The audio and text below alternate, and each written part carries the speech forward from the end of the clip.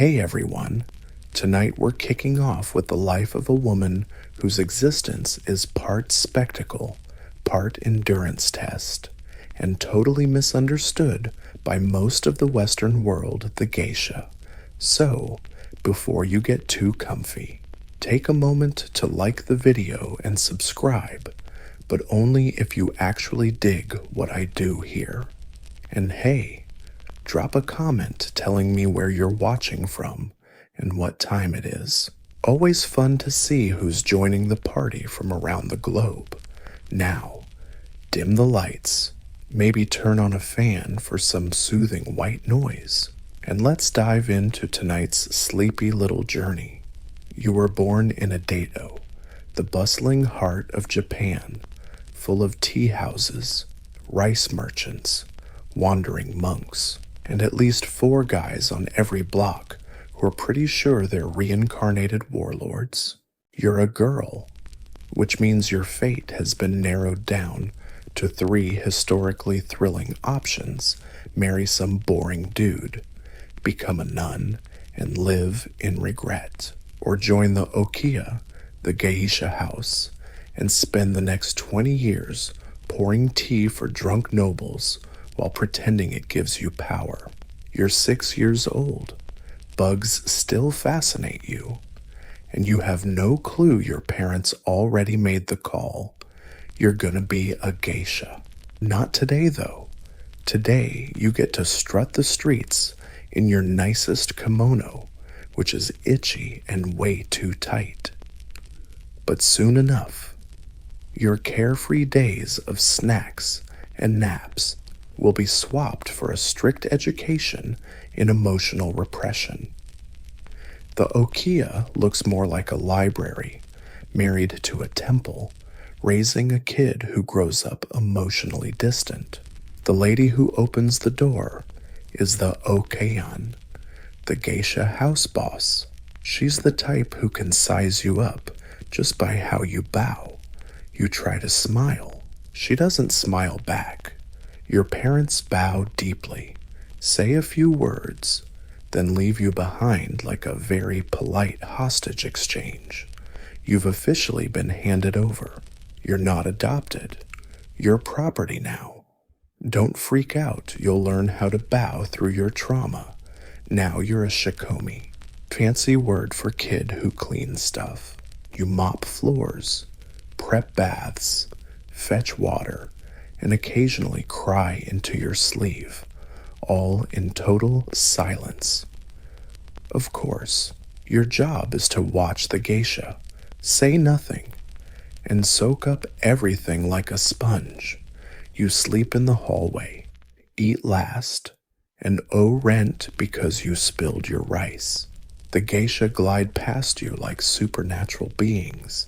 Their hair is sculpted, their footsteps silent, their eyes scream. Don't you dare breathe too loud. You're just a toddler-sized sponge in wooden sandals, but you're watching, you're learning, and if your knees hold up, someday you might glide through a room without someone yelling for a towel. Your day starts before sunrise and ends when your back gives out. You sweep floors, stoke charcoal fires, wash kimono fabric more precious than your soul, and fetch stuff, always fetching sandals, water, tea, more water, nice sandals, and then another pair of nice sandals. By noon, you've walked more than most samurai do in a year's march, and God help you if you make a sound. Shikomi must be silent, silent like a haunted house. Speak only when spoken to, and when asked, answer fast but not too fast, or you'll come off as disrespectful. Also, never look directly at a senior geisha unless she's looking at you, in which case, you're looking too much. Honestly, blinking is political at this point. You're not taught anything formally. No classes. The whole education is observation, humiliation, and repetition. You learn to fold your obi by watching someone do it at lightning speed. You practice bowing until your spine complains. You try not to cry after your 15th tea spill, but somehow you start to get how they hold a fan just right. Laughter falls in sync like a drum beat. Walking is a dance of toes and rhythm. You realize being a geisha isn't just about looks. And when asked something, answer quickly, but not too quickly, or you'll come off as rude. Also, don't stare directly at a top-tier geisha, unless she's staring at you first, in which case, congratulations, you're staring way too much. Honestly, blinking here is practically a political statement. No formal lessons allowed. No classroom nonsense. The whole education. It's all about watching, getting roasted, and repeating. You learn to fold your obi by watching someone do it at lightning speed. You practice bowing until your spine files a complaint. You try not to cry after spilling tea for the 15th time, but somehow you start to get how to hold the fan just right. Laughter sinks like drum beats. Walking becomes a toe-tapping dance routine. You realize being a geisha isn't just about looking pretty. It's about precision, control, and social reflexes, like a diplomat navigating a minefield. Yet, you're still just a shikomi, the dance of toes and rhythm. You realize being a geisha isn't just about looking pretty. It's about precision, control, and the social reflexes of a diplomat stuck in a landmine factory. Yet, you're still just a shikomi. You're invisible until you're useful. And even then, you're invisible just now with a rag in your hand. Older girls might be nice if you're lucky, or they might treat you like a walking cautionary tale. Either way, you bow your head and listen, because here's the secret: everyone starts here, even the most graceful. Calm geishas in the house. One scrubbed this very floor while getting scolded for wiping the chopsticks the wrong way. So, you silently endure and wait for the moment you stop scrubbing and start making a big deal out of things. Now that you've mastered the art of serving tea and basically not existing, it's time to level up. Your skills? No, not dancing or playing an instrument. Hold your horses. First, you gotta learn how to sit still for hours without twitching or breathing too hard. Welcome to posture training, an ancient and highly respected Japanese tradition where you turn your knees into pretzels and your spine into bamboo. You kneel Caesar style, sitting formally with both legs neatly tucked underneath, back straight, and blood circulation quietly giving up. At first, your legs go numb after 3 minutes. Then, they start whispering threats. After 10 minutes, your entire lower half officially rebels, but you're not allowed to move, stretch, or scream because geishas are graceful. They don't lie. They don't wiggle. They endure pain like it's a fashion statement. You also start bowing constantly. There are dozens of bow types, each with subtle variations. Bow thank you. Bow sorry. Bow please. Don't punish me for this bow. You learn how to bow at the perfect angle. Hold it for exactly the right number of seconds. And lift your head smoothly like rice paper fluttering in the breeze. Of course, you're going to mess it up. Everyone does. You'll bow too fast, too shallow, or worse, touch the floor with your fingertip at the wrong angle.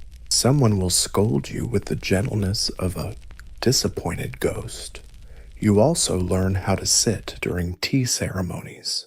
Your knees must stay bent even when your soul wants to escape your body. You have to move like you're underwater, slow, graceful, careful. If you sneeze, congrats.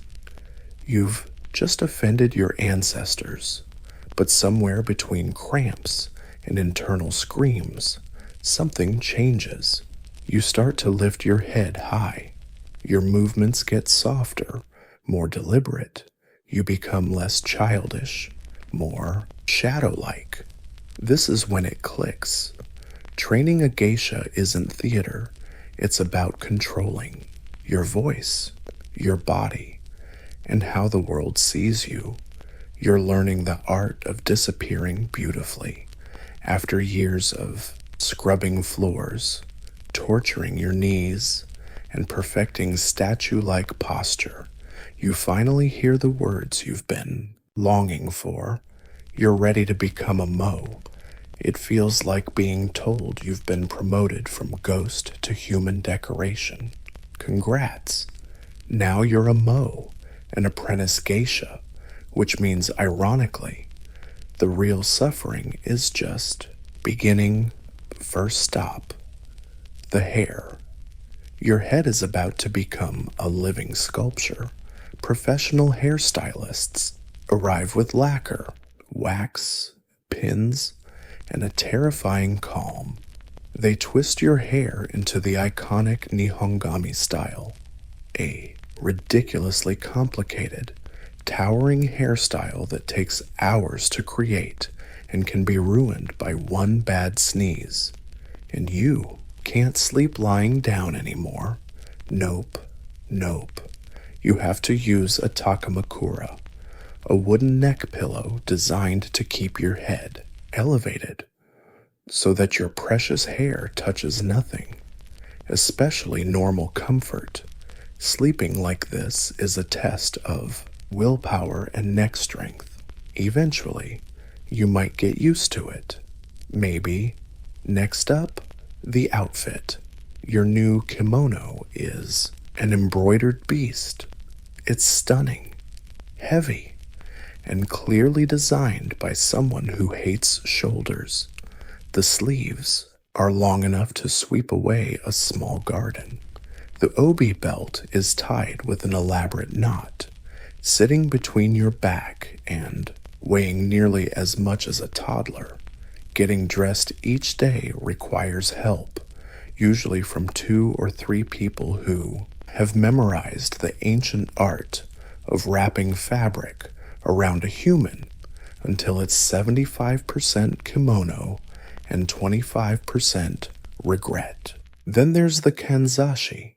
Your hair ornaments, they're beautiful, seasonal, and sharp enough to qualify as light weaponry. You wear them like a crown, but they also signal your rank and training level.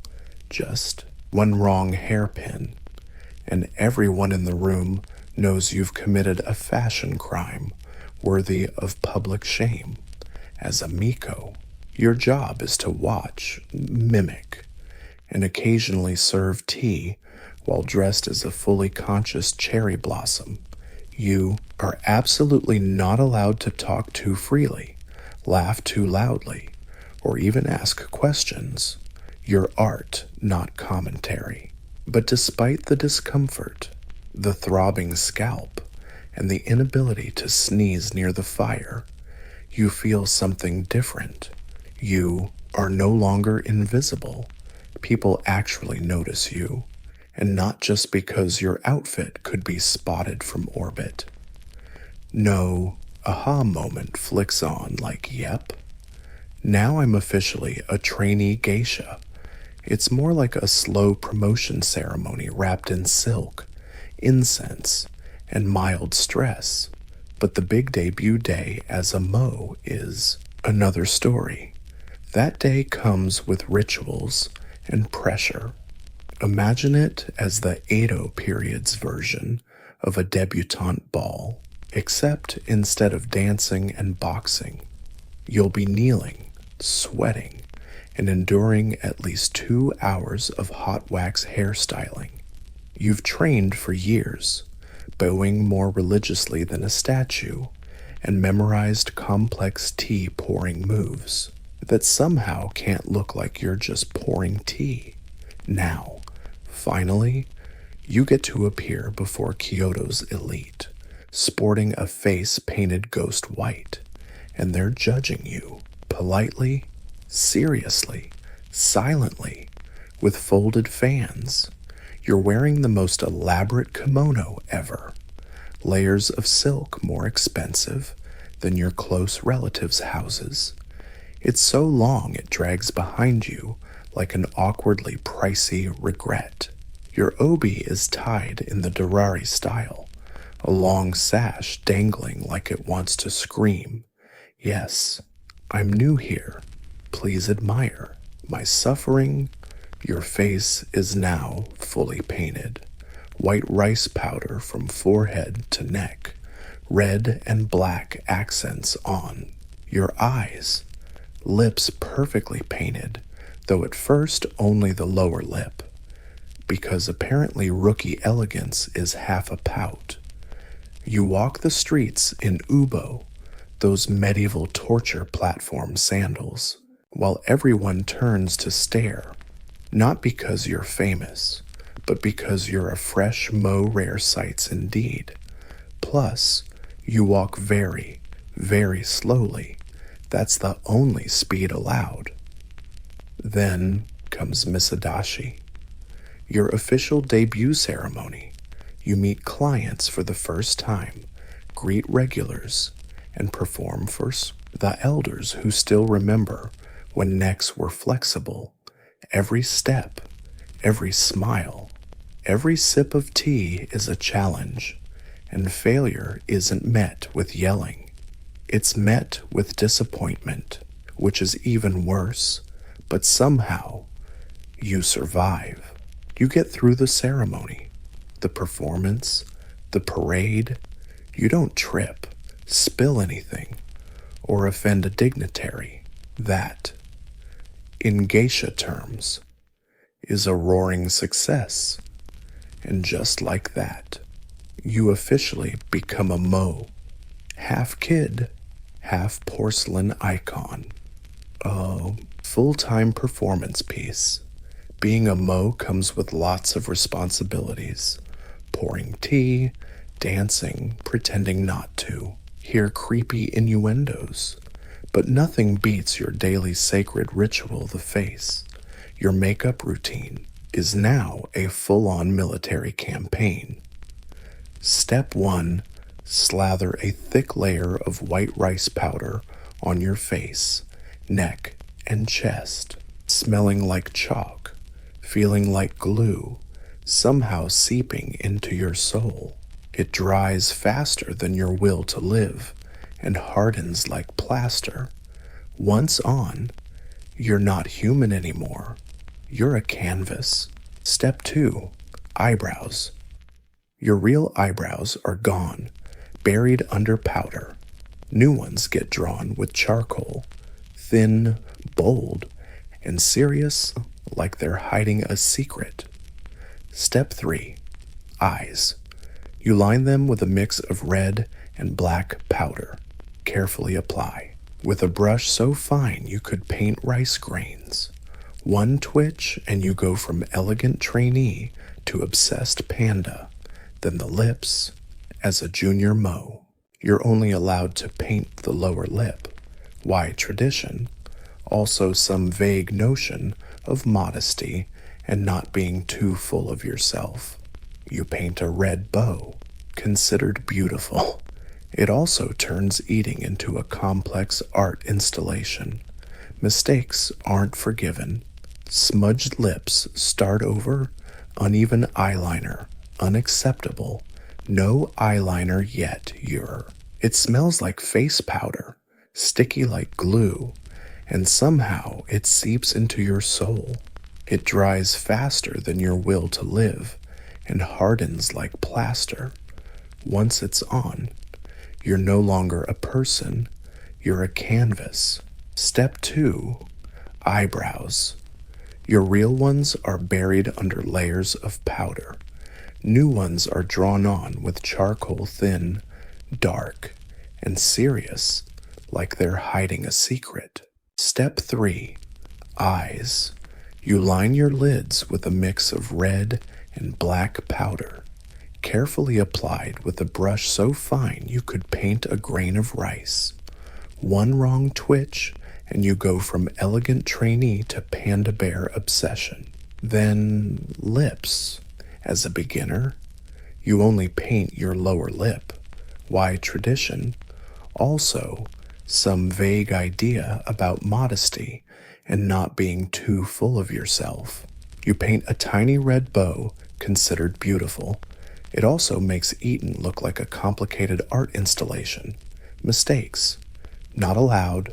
Smudge your lips. Start over. Uneven liner. Unforgivable. Liner doesn't even exist yet. You're mixing mineral powder with spit and pure desperation. Something vague about humility and not being full of yourself. You paint your lips red, carefully shaping them like a tiny bow. It's considered beautiful. It also makes eating look like a complicated art installation. No mistakes allowed. Smudge your lips. Start over. Uneven eyeliner. Unacceptable. Eyeliner isn't even a thing yet. You're using mineral powder mixed with spit and desperation. When you're done, you look in the mirror and see something both ancient and terrifying. A doll. A fragile, pale, beautiful doll with the core strength of a dancer and the daily calorie intake of a squirrel. But here's the catch. Beneath that mask is your learning power. This look demands attention. It says, I am tradition wrapped in performance, and I will judge your clumsy chopstick skills. It's basically screaming, I'm tradition wrapped up in a show, and I'm here to judge your clumsy chopstick skills. The makeup isn't just vanity, it's armor. It sets you apart from regular women. It tells everyone you're here to perform, not just hang out. It also whispers to your feet, you're obsolete now. Hope you weren't too attached to breathing through skin. You don't wear this face for yourself. You wear it so people forget you're only 15 and start treating you like a work of art. At first glance, you might think a geisha's best weapon is her beauty, her kimono, or maybe that sharp metal hairpin she keeps just for decoration. But nope, you're wrong. Her real weapons are two things: the shamisen and an ancient Japanese art that makes awkward dudes suddenly interesting. You learn the shamisen, a 3-stringed instrument that looks like a weaponized spoon and sounds like a sad banjo. Playing it takes grace, rhythm, and fingers that don't cramp like salted squid. You practice for hours every day, producing sounds that start as a cat's wail and slowly build into something dignified. Your teachers are brutal. Miss one note and you sigh.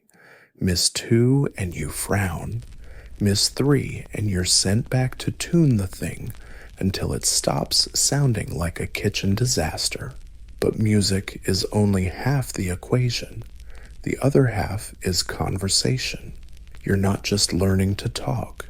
You're learning to talk in circles. Flatter without lying. Hint without promising. Keep a guy hooked in a chat without him realizing you're planning tomorrow's dance in your head while nodding politely. You practice subtlety like a martial art.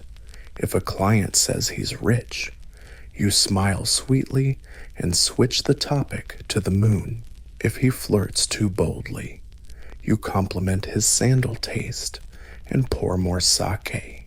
You're the queen of graceful sidestepping, and oh, Poetry, you've memorized hundreds of poems about flowers, rivers, and heartbreak. You can quote Basho while pouring tea and still stay sharp enough to spot who's had one too many sips, all while keeping your back straight and your voice an octave higher than the scream inside. Now you get it. Being a man is not about entertaining. It's managing feelings. Yours, the client's, the whole room's. You read moods faster than syllables. You know when to laugh, when to stop, and when to pretend you didn't hear that nightmare of a comment. This is your new life. Half musician, half therapist, all performance. And the scary part that you're getting really good at it. Oh, right. Danner. That word sounds classy, vaguely mysterious, and polite enough to hide its true meaning. A rich man who bankrolls your career with strings so tight they could strangle you. You heard about this concept early on. Dana, they say, is a respected man who treasures art, sponsors your training, and covers your lavish kimono, hair accessories, and living expenses. In return, you're expected to keep him company, make him feel important, and ideally not run screaming in the night. This isn't romance. This isn't Jane Austen. It's a business deal in silk robes. You don't pick your Danner. The house picks for you. Your suitor's reputation, wealth, and social connections are sniffed out like an aged sommelier detecting insecurity.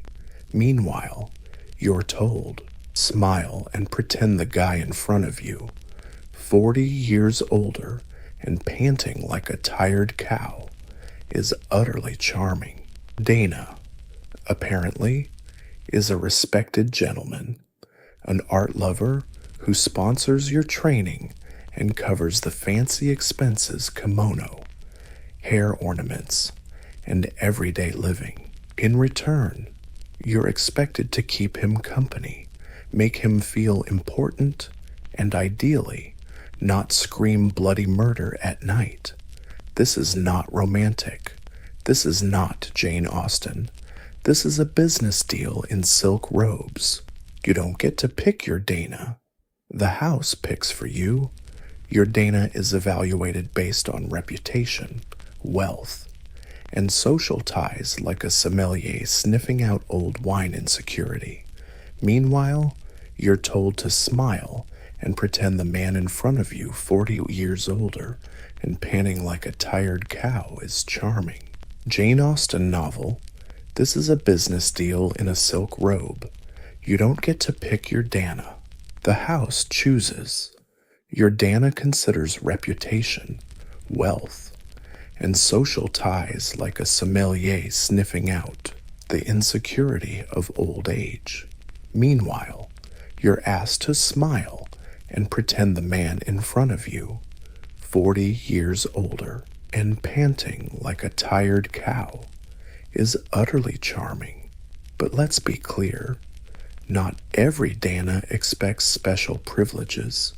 Some are genuine art patrons who simply enjoy the company of a trained, smart woman who can discuss poetry and politics without crying or interrupting. Others, not so much. The lines are blurry, unspoken culturally, and the pressure is intense. You owe your house, you owe your future, you owe your knees, currently screaming under 4.5 kilos of fabric. So, you learn the art of emotional balance. You keep everything light, friendly, respectful.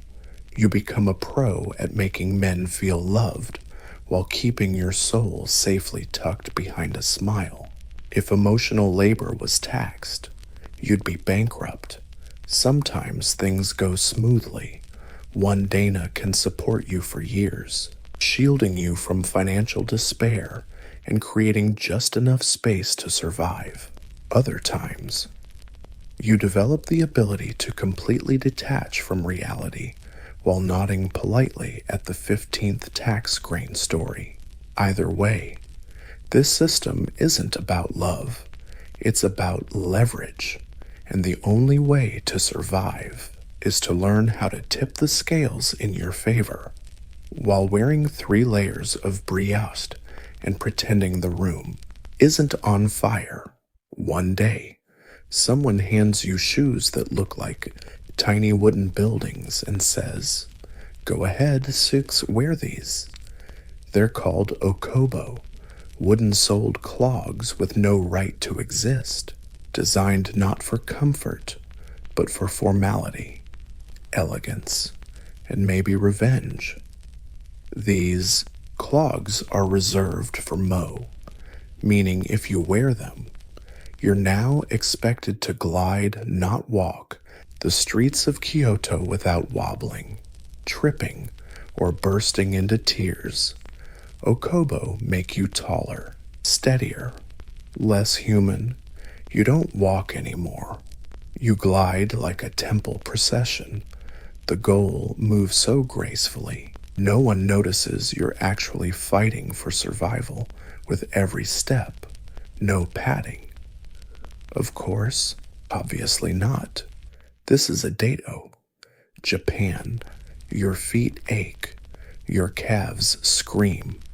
Keeping balance becomes a full-time job. Rain. Good luck. These slippery oboe clogs on cobblestone streets turn every tea house visit into an Olympic obstacle course. The sharp clop-clop sound, totally intentional. When a MO walks down the street, everyone knows that rhythmic clacking is your new theme song. It's beautiful. It's traditional. It also lets everyone in a 5-block radius know exactly where you are at all times. Subtlety overrated. Eventually, your feet adapt, sort of. You develop ankle muscles you didn't even know you had. You learn the art of falling with dignity. You perfect the slow, graceful corner turn and foot placement. And just when you think you've nailed it, someone straps a 12-pound OB to your waist and sends you to a dinner with clients up 3 flights of stairs. Wearing okobo is a ritual. It's also a public reminder that you're still a beginner. Full geisha outfit, flatter shoes by then. They got the right not to suffer too obviously. You still deserve it, and no one's going to step on each other all at once. Let's be clear, geishas are performers. You perform, you dance, you sing, you pour sake with elegance and flirtation, so subtle it could be mistaken. You're a walking work of art with power and restraint. You speak just enough. You reveal just enough. You exist in the sacred space between admiration and distance. Courtesan Orin are high-class companions trained in the art of pleasure. Their work involves many layers of performance too, but with one big difference. Their job usually ends in the bedroom. Yours ends with applause, a bow, and sore feet. Confused image not helpful. Both wear elaborate kimonos. Both have elaborate hairstyles. But here's a little tip for you. If the obi is tied in the front, she's a courtesan. Quick heads up. If it's tied in the back, she's a geisha. Ease out slowly. No worries. But none of that matters when you're in a room full of guys who've seen a bad movie and think geisha is code for some weird invitation. So, you develop a skill, the polite art of correcting someone while making them feel like they just schooled you, with applause, a bow, and aching feet. Image confusion doesn't help. Both wear elaborate kimonos. Both have fancy hairstyles. But here's a pro tip for you. If the obi is tied in front, she's a courtesan.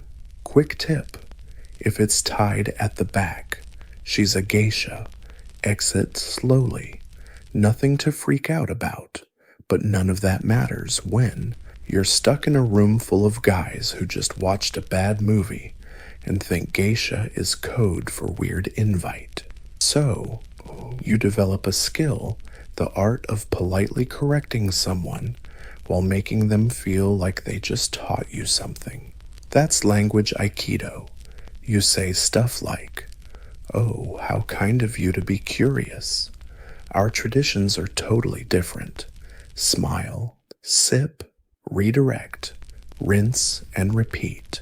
You'll explain this 100 times in your career.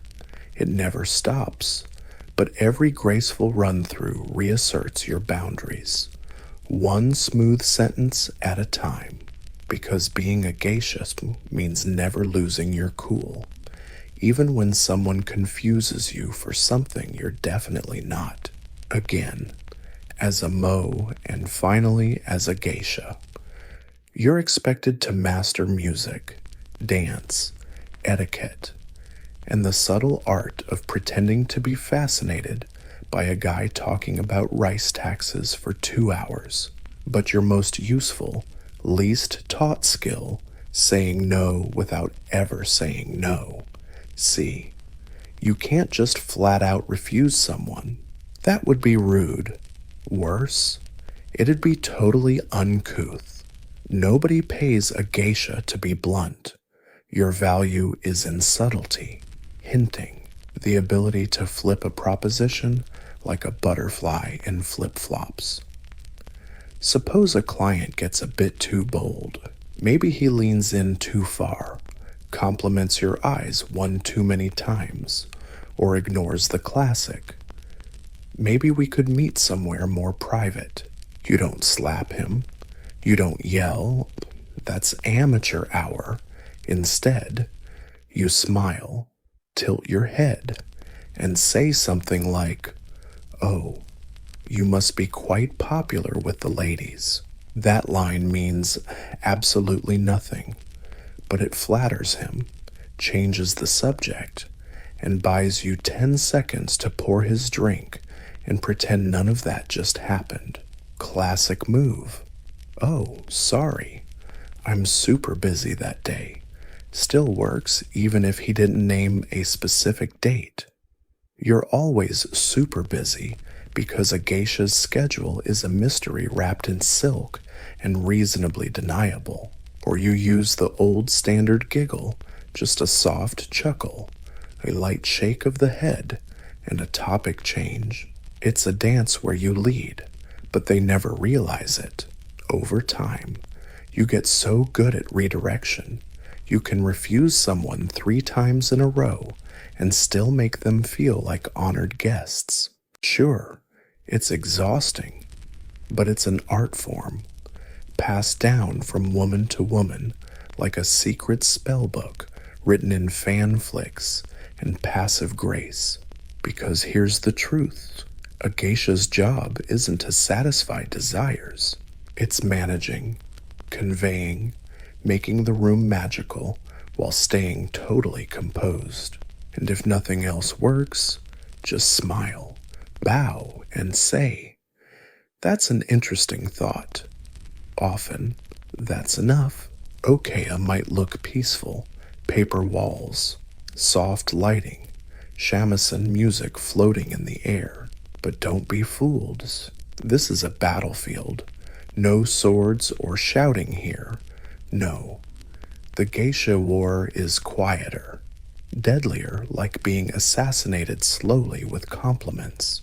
Each geisha house is a carefully managed ecosystem, inside which lies a secret forest of hierarchy, rivalry, and petty revenge expressed through silk. You're surrounded by smart, competitive women trained to always smile through open warfare. Did someone borrow your obi without asking? Oh, how considerate. Another woman show up for dinner with the same seasonal hairpin. What a coincidence. Did your shamisen solo suddenly get reassigned at the last minute? Just a misunderstanding. These things always benefit the more famous girls. You learn fast. Not every smile is kind. Not every compliment is honest. And never leave your makeup unattended. Of course, there's a code. Inside exists a secret forest of hierarchy, competition, and petty revenge played out in silk. You're surrounded by smart, competitive women trained to always smile in open warfare. Has anyone borrowed your obi without asking? Oh, how thoughtful. Did another woman show up to dinner with the exact same seasonal hairpin? What a coincidence. Your shamisen solo suddenly handed off to someone else, last minute. Just a misunderstanding. This always benefits the more famous girls. You learn fast. Not every smile is kind. Not every compliment is real. And never leave your makeup unattended.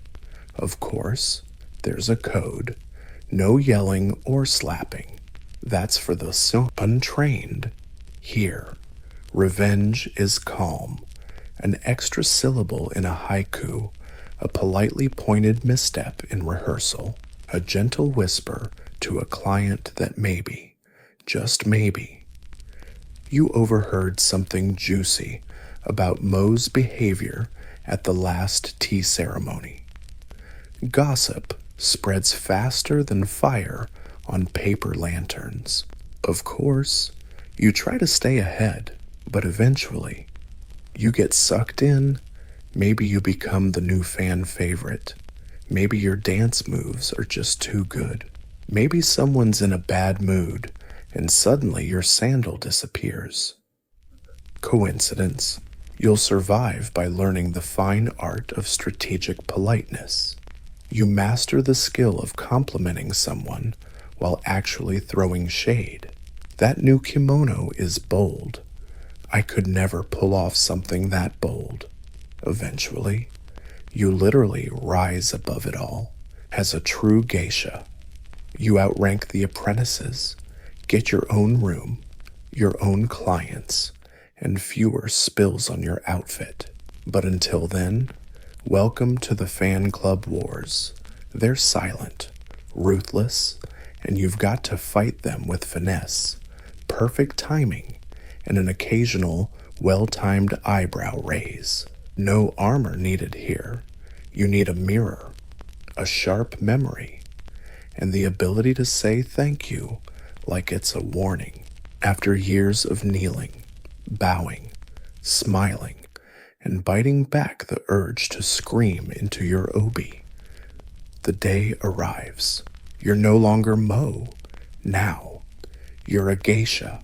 This transition is subtle. No grand parade. No fireworks. You just wake up one morning, and instead of being the trainee, you become the standard everyone else is striving for. And oddly enough, your knees still ache. Your wardrobe changes. No more flashy, rainbow-sleeved kimonos that make you look like a walking flower. Your new look is softer, more elegant, like you finally got the right to dress with some serious style. Thank the gods for your hair.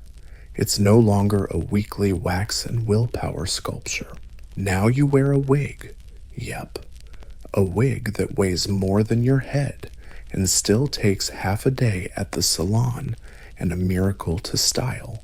But hey, at least you can sleep like a normal person, meaning poorly, on a futon mattress. The biggest change. Now you have to handle things yourself. You don't follow anymore. You lead. You're expected to host, entertain, and charm without backup. Your shamisen solos are longer. Your banter sharper. You have to stay calm, collected, and above all, in control. Clients don't see you as cute anymore. They see you as powerful, not the sword-wielding, castle-burning kind, but the kind that can wreck a conversation with a single eyebrow raise. You've mastered subtlety. You've turned grace into a weapon. People listen when you speak, or more accurately, when you choose to speak. Because geisha know the real art of power, silence is a precious tool.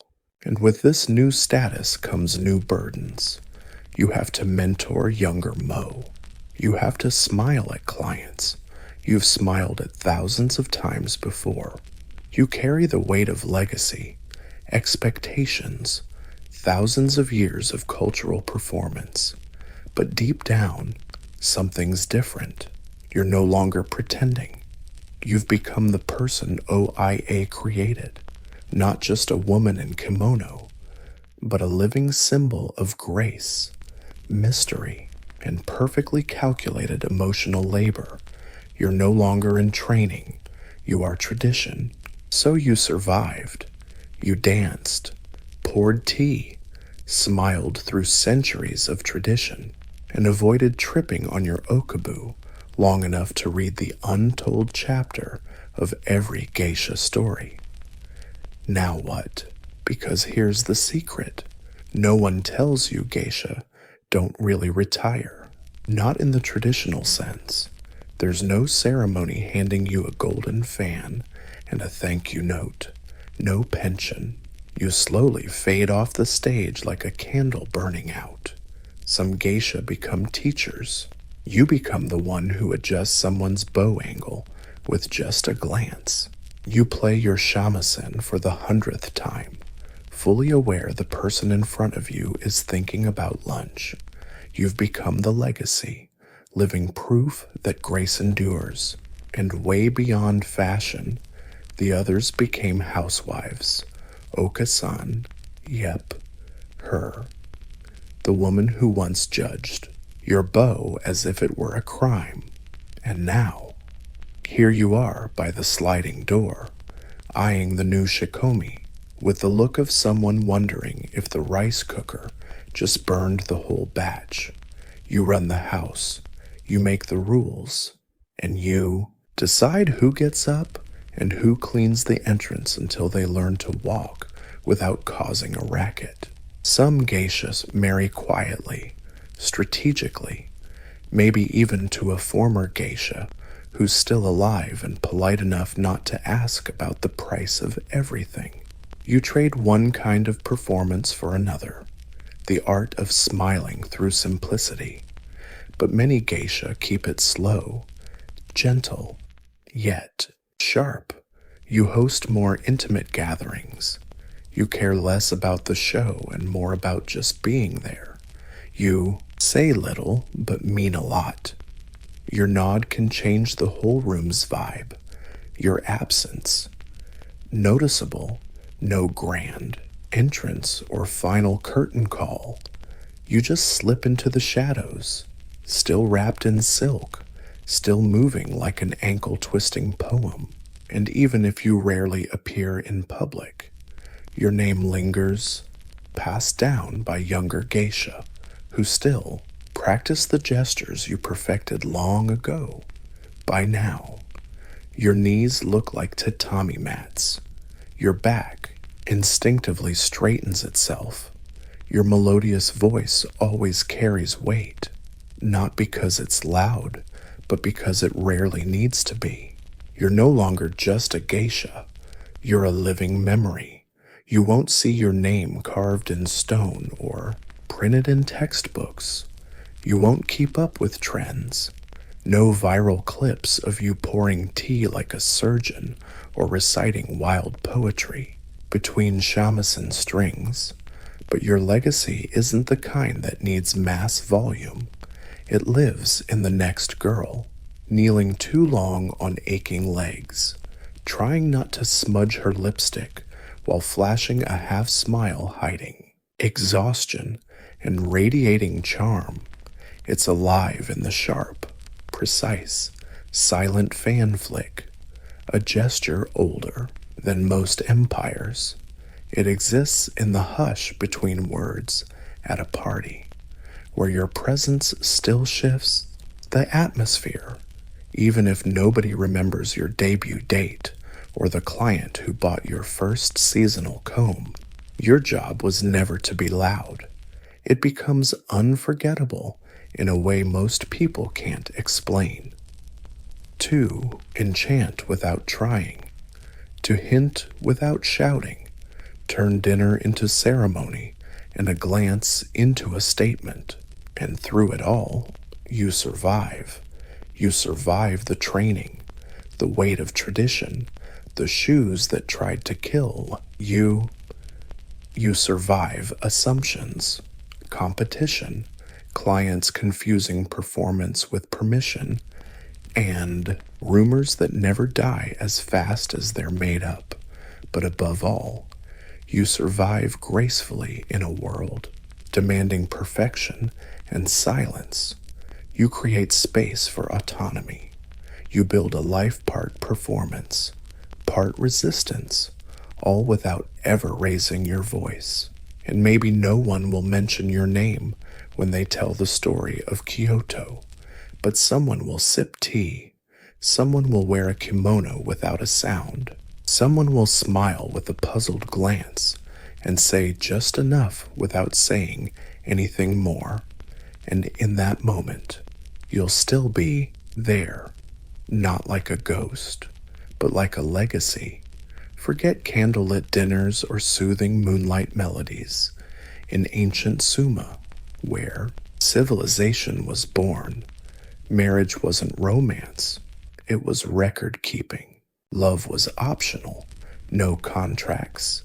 The Sumerians, who lived over 4,000 years ago in what's now southern Iraq, were the first we know of to make marriage official with written agreements. And when we say written, we mean etched onto wet clay with a stylus. These weren't declarations of eternal love. They were binding economic deals. The first people we know who officially legalized marriage with written agreements. And by written, we mean pressed into wet clay with a stylus. This isn't a declaration of eternal love. These are binding economic deals.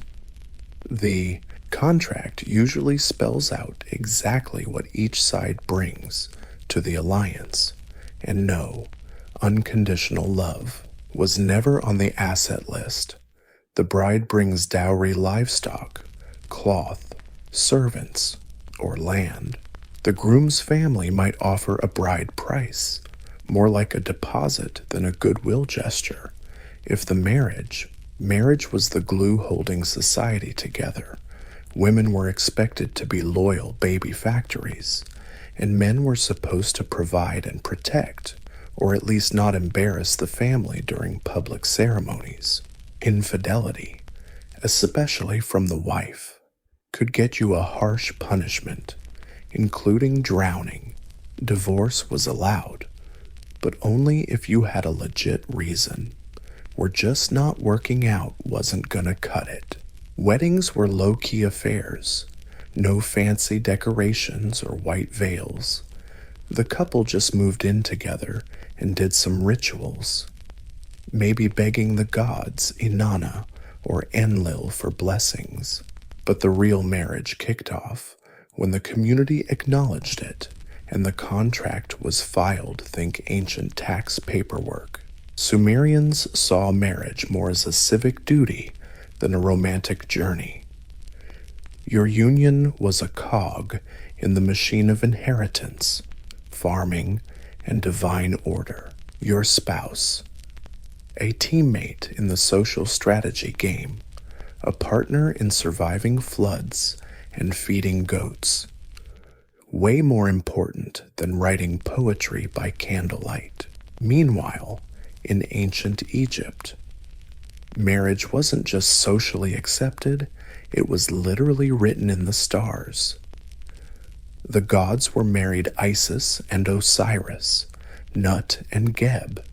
Even chaos had a soulmate. Egyptians believed these divine couples kept the universe balanced, and human marriages were expected to do the same.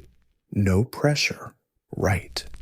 Just keeping cosmic harmony intact while fighting off cats raiding the sacred granaries. Marriage was the ideal social status. Men were supposed to marry young, preferably before they did too much damage as bachelors. Women married in their teens, and while love wasn't the main deal, friendship and affection still mattered. Egyptian love poetry, surprisingly sweet. One poem says, "My heart races when I think of you." Another, "She stole my heart with her hair." Not exactly Tinder bios, but close enough. Legal contracts were common, especially among the elite. Like the Sumerians, Egyptians spelled out property, dowry, and divorce terms. But unlike Sumer, Egyptian women had serious legal rights. They could own property, sue their husbands, and then even take them to court for neglecting the family, whether queen or commoner. An Egyptian woman could drag her husband to court if he didn't provide bread, beer, or most importantly, oil. Incestuous marriages were also a weird thing, especially in suing your husband and dragging him to court for neglecting the family. Yep, even if she's a queen, an Egyptian woman could totally sue her man if he didn't bring home the bread, beer, or, more importantly, the oil. Incestuous marriages were also a thing, especially in royal circles. Pharaohs often married their sisters. And no, it wasn't because they ran out of dating options. The reason was to imitate the gods. Just like Isis married her brother Osiris, royal sibling marriages were supposed to preserve the sacred bloodline, you know. Sacred genes with a side of genetic risk. The wedding itself, not fancy at all. No priestly blessing, no public spectacle. A couple was considered married once they moved in together and lived as one. That's it. No doves, no cake, and definitely no bouquet toss. The gods didn't need fanfare to approve. Kids were the main deal in marriage. Not love, not teamwork, not self-fulfillment, just heirs. The more the merrier. If your wife couldn't have kids, you could get a second wife or a concubine. Love was optional. Lineage was essential. In most ancient cultures, marriage was a family business. In Sparta, it was a military campaign. If Sumerian marriages were business deals, and Egyptian marriages were divine reenactments, Spartan marriages were survival tactics wrapped in state propaganda and six-pack abs. Here's how it worked. Spartan boys were ripped from their families at age 7 and thrown into the Agog, a brutal training system designed to produce elite killers who could stab you with a spoon and chew on raw roots without flinching. Meanwhile, the girls trained in wrestling, javelin throwing, and sarcasm.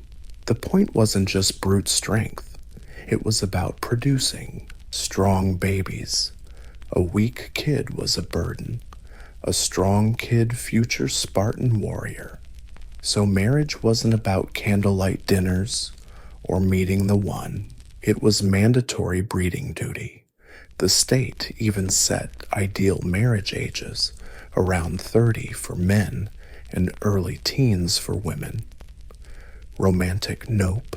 Weddings were as weird as you'd expect from a people who thought iron bars could mint money. Here's the play-by-play. The bride's head was shaved. She wore a cloak and men's sandals. Then she was left alone in a dark room. The groom would sneak in at night, seal the deal. and sneak out before sunrise to return to the men's barracks. Yep, even after marriage. Spartan men didn't live with their wives. Their relationship was built on secrecy and quick nighttime visits, like a Tinder date with a curfew. Why all the cloak and dagger? The idea was to keep desire alive. Too much familiarity could breed weakness, and weakness had no place in Sparta. Mystery kept the flames burning well. That was the theory, though modern therapists might raise an eyebrow. Despite the weird rituals, Spartan women had more power than most ancient women. They could own land, manage estates, and insult men in public without getting executed. Love poetry wasn't popular, but witty insults were. Spartan women were famous for their sharp tongues. One told her husband, "Come back with your shield or on it." Basically, the ancient Greek version of "Don't embarrass me." In ancient India, marriage wasn't just a personal thing. It was a sacred duty, a spiritual journey governed by Dharma, the cosmic law rooted in Vedic tradition. Marriage was seen as one of the crucial samskaras, rites of passage, essential for fulfilling one's responsibilities to family, ancestors, and society. Marriage wasn't a walk in the park. It wasn't just a contract between two people, but a bond between two families, two clans, sometimes even two entire villages. Its purpose was, "Don't embarrass me." In ancient India, marriage wasn't just a personal thing. It was a sacred mission, a spiritual journey ruled by Dharma, the cosmic law. Rooted in Vedic tradition, marriage was one of the crucial samskaras, rites of passage needed to fulfill duties to family, ancestors, and society. Marriage wasn't a walk in the park. It wasn't just a contract between two people, but a bond linking two families, clans, sometimes even whole villages.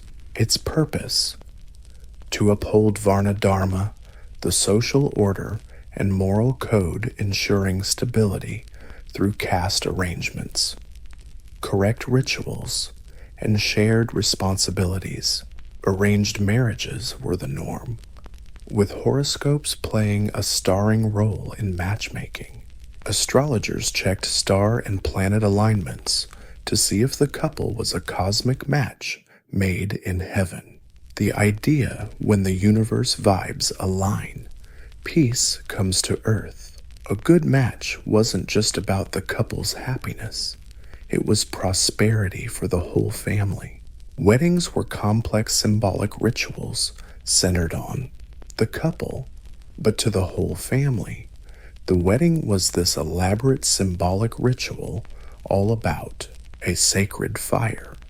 The couple would take 7 steps, circling the fire with both feet, and at each step, they'd vow to nurture each other, to grow strong together, share wealth, live honestly, raise healthy kids, enjoy every season of life, and be lifelong companions.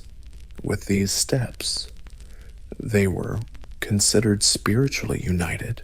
The wife, called Shrid Dharma Patni, was expected to be both life partner and moral guide.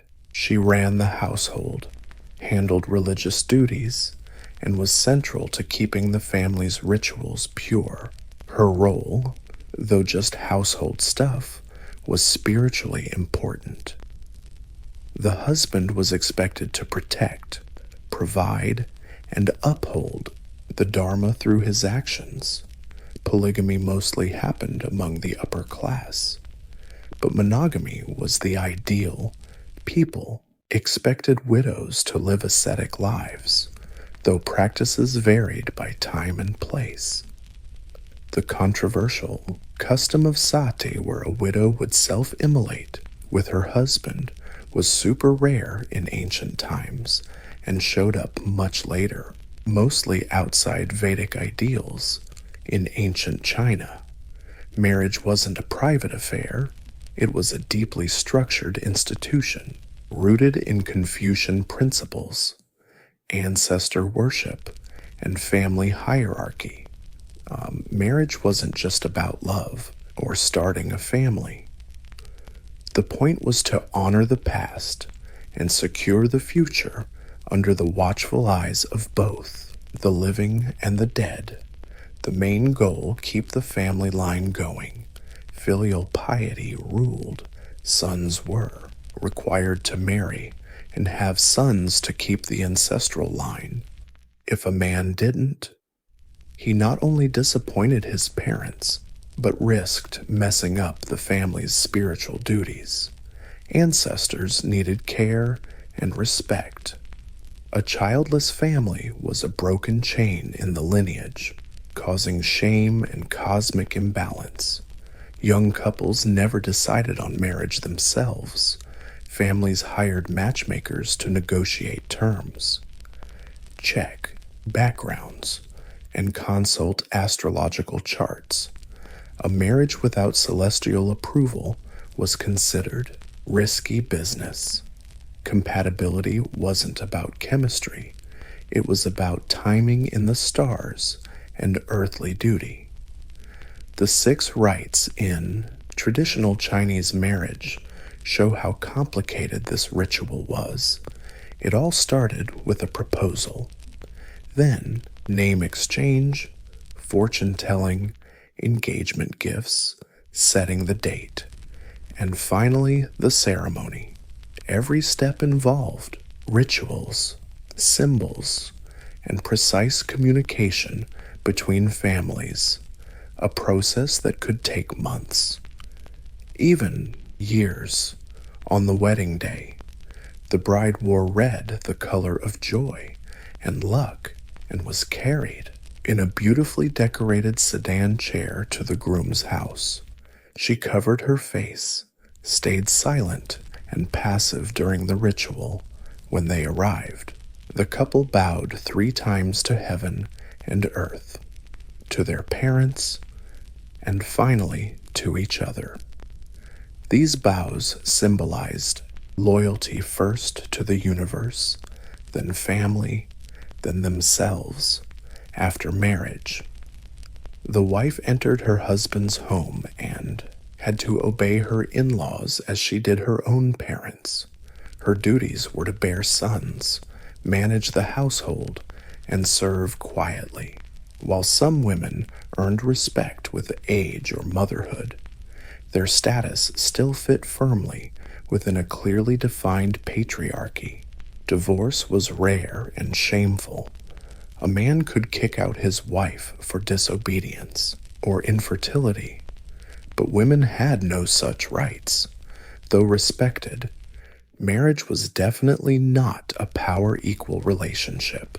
In ancient Japan, marriage wasn't shaped by centralized law or religious doctrine, but by centuries of local customs, traditions, and deep reverence for nature and ancestors. Rooted in Shinto, Japan's native spirituality, marriage was less about a formal contract and more about purity, harmony, and social bonding. Shinto teaches that kami, sacred spirits, live in everything: rivers, purity, harmony, and social bonding. Shinto teaches that kami's, the sacred spirits, live in everything: rivers, trees, mountains, even people. So a harmonious marriage was seen as in tune with natural order. Ritual purity and cleanliness were essential for all important ceremonies, including marriage. No exceptions here. Back in the day, marriages were arranged by families, not lovebirds.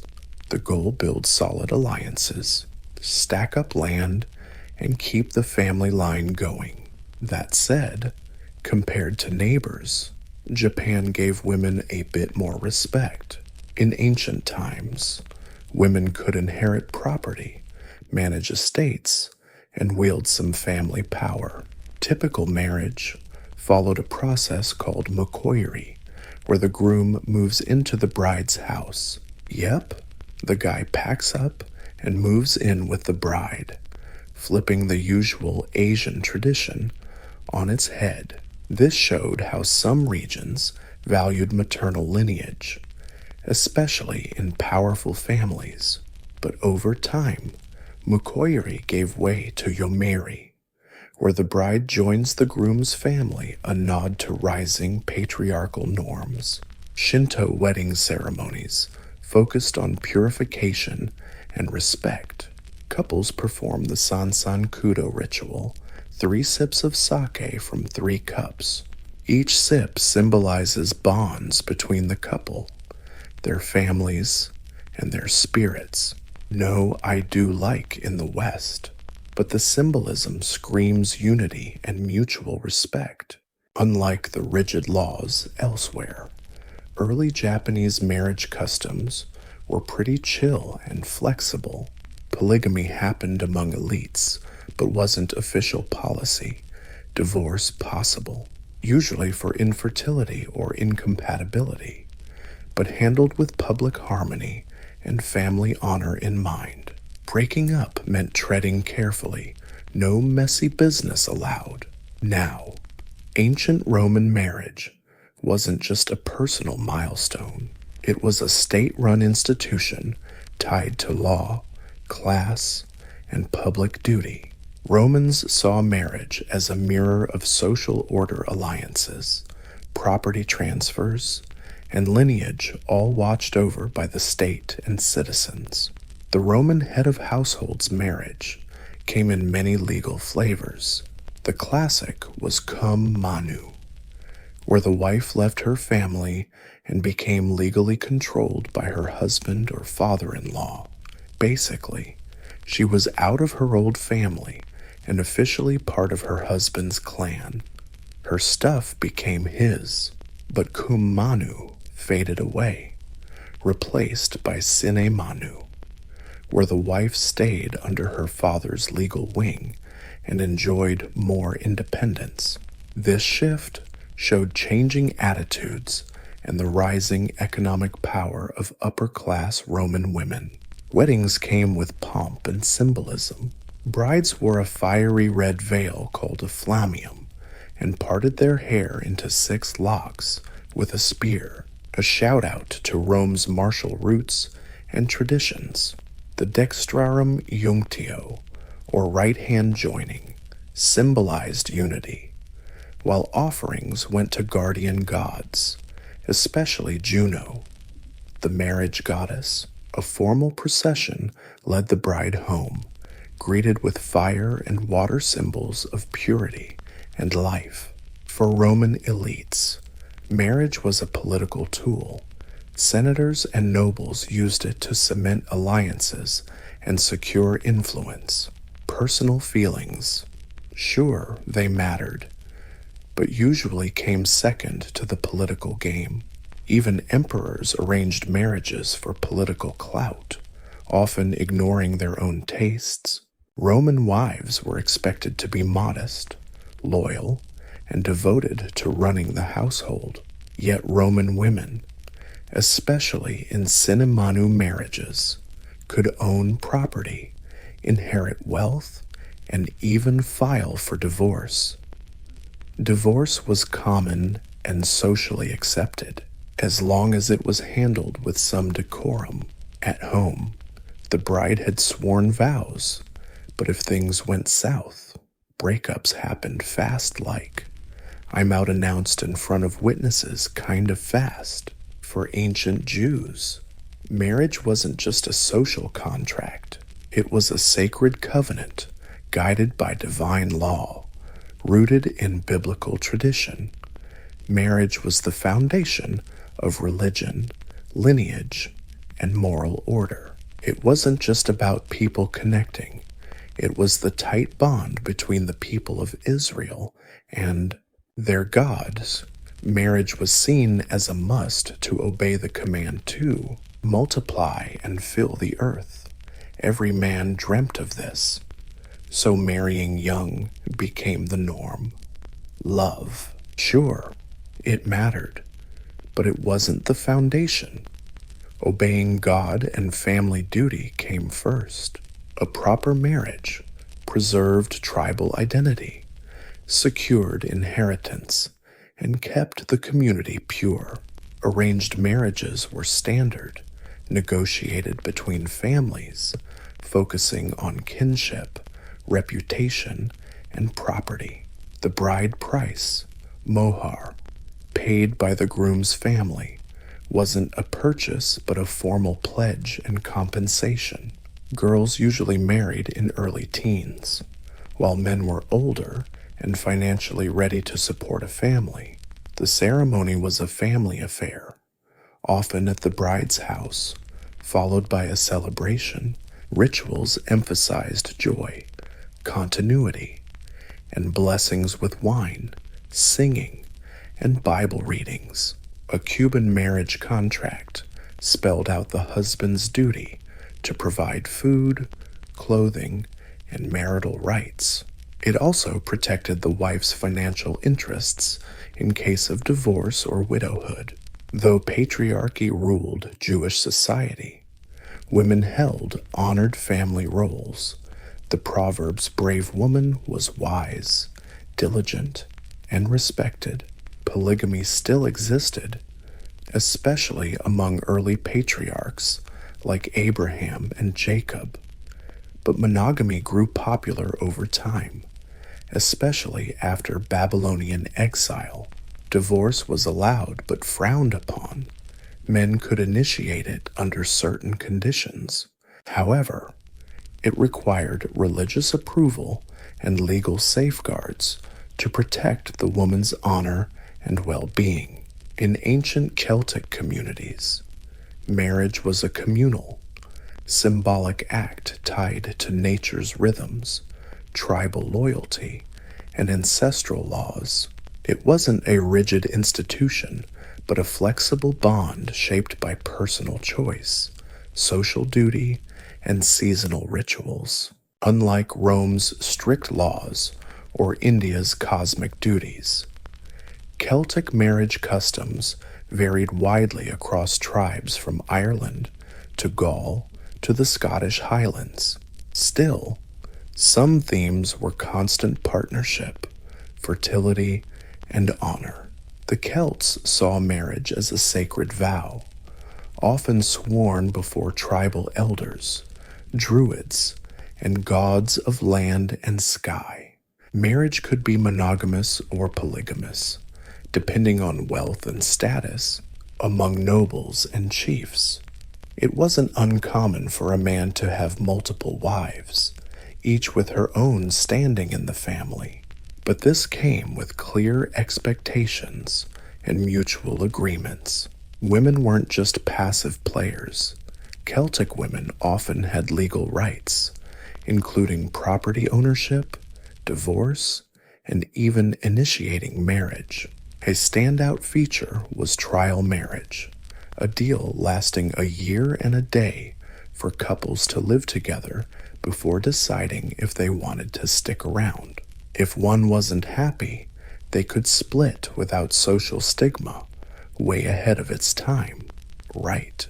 This custom emphasized consent and compatibility over forever, no matter what. Rituals often synced with seasonal festivals like Beltane, a fire festival marking summer's start and fertility. Couples would leap over flames or pass between fires, symbolizing purification and union. These rites were believed to bless the marriage with strength, fertility, and harmony with nature.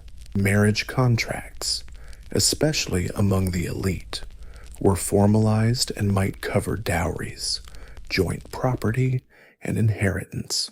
Unlike many ancient societies, Celtic law recognized shared responsibility between spouses. Abuse or neglect could be grounds for divorce, and women could take their cases to tribal courts.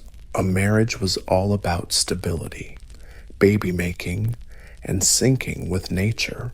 Marriage contracts, especially among the fancy folks, were official and could cover dowries, shared property, and inheritance. Unlike many ancient societies, Celtic law saw husband and wife as equally responsible. Abuse or neglect could break the deal, and women could take it to the tribal court. The spiritual side of Celtic marriage was always there. Vows weren't just personal promises. They tied the couple to the earth, the tribe, and the gods. Their union was a thread in the bigger tapestry of land and lineage, and their loyalty wasn't just a promise to each other, it was a sacred vow to keep the cosmic balance holding the world together. The origin of Malbuck Castle isn't found at the end of the 12th century. The Teutonic Order was born amid the chaos of the Third Crusade, initially founded in 1190 as a German crusader group taking care of wounded Christian soldiers in Acre. This order quickly morphed into an official military monastic force, part nurses, part knights, fully dedicated to spreading Christianity. But the Holy Land was slipping away as Muslim armies under Saladin retook territories and European powers lost interest. The Teutonic Knights found themselves with no clear purpose. Their zeal was intact, but the battlefield was shifting. In 1226, Duke Conrad of Mazovia in Poland spotted an opportunity, haunted by raids from pagan Prussian tribes up north. He invited the knights into his lands, offering them territory in exchange for protection and converting the Baltic peoples. The Teutonic Knights agreed, but had ambitions way beyond missionary work. Backed by the Pope and the Emperor's blessing, they set out to build their own theocratic state. In this war-torn borderland, swords would spread the cross. They laid the foundations for a new stronghold to cement their power. Brick by brick, Marienburg, later known as Malborg, Mary's Castle, named after the Virgin Mary, the order's patron saint. Construction began in 1274. From the get-go, this wasn't just a fortress, it was a statement, built in the distinct red brick Gothic style of Northern Europe. The fortress rose from the Nogat River like a crusader's dream carved in stone, its walls not just keeping out pagans and rebels, but declaring the spiritual and military might of the knights to the entire region.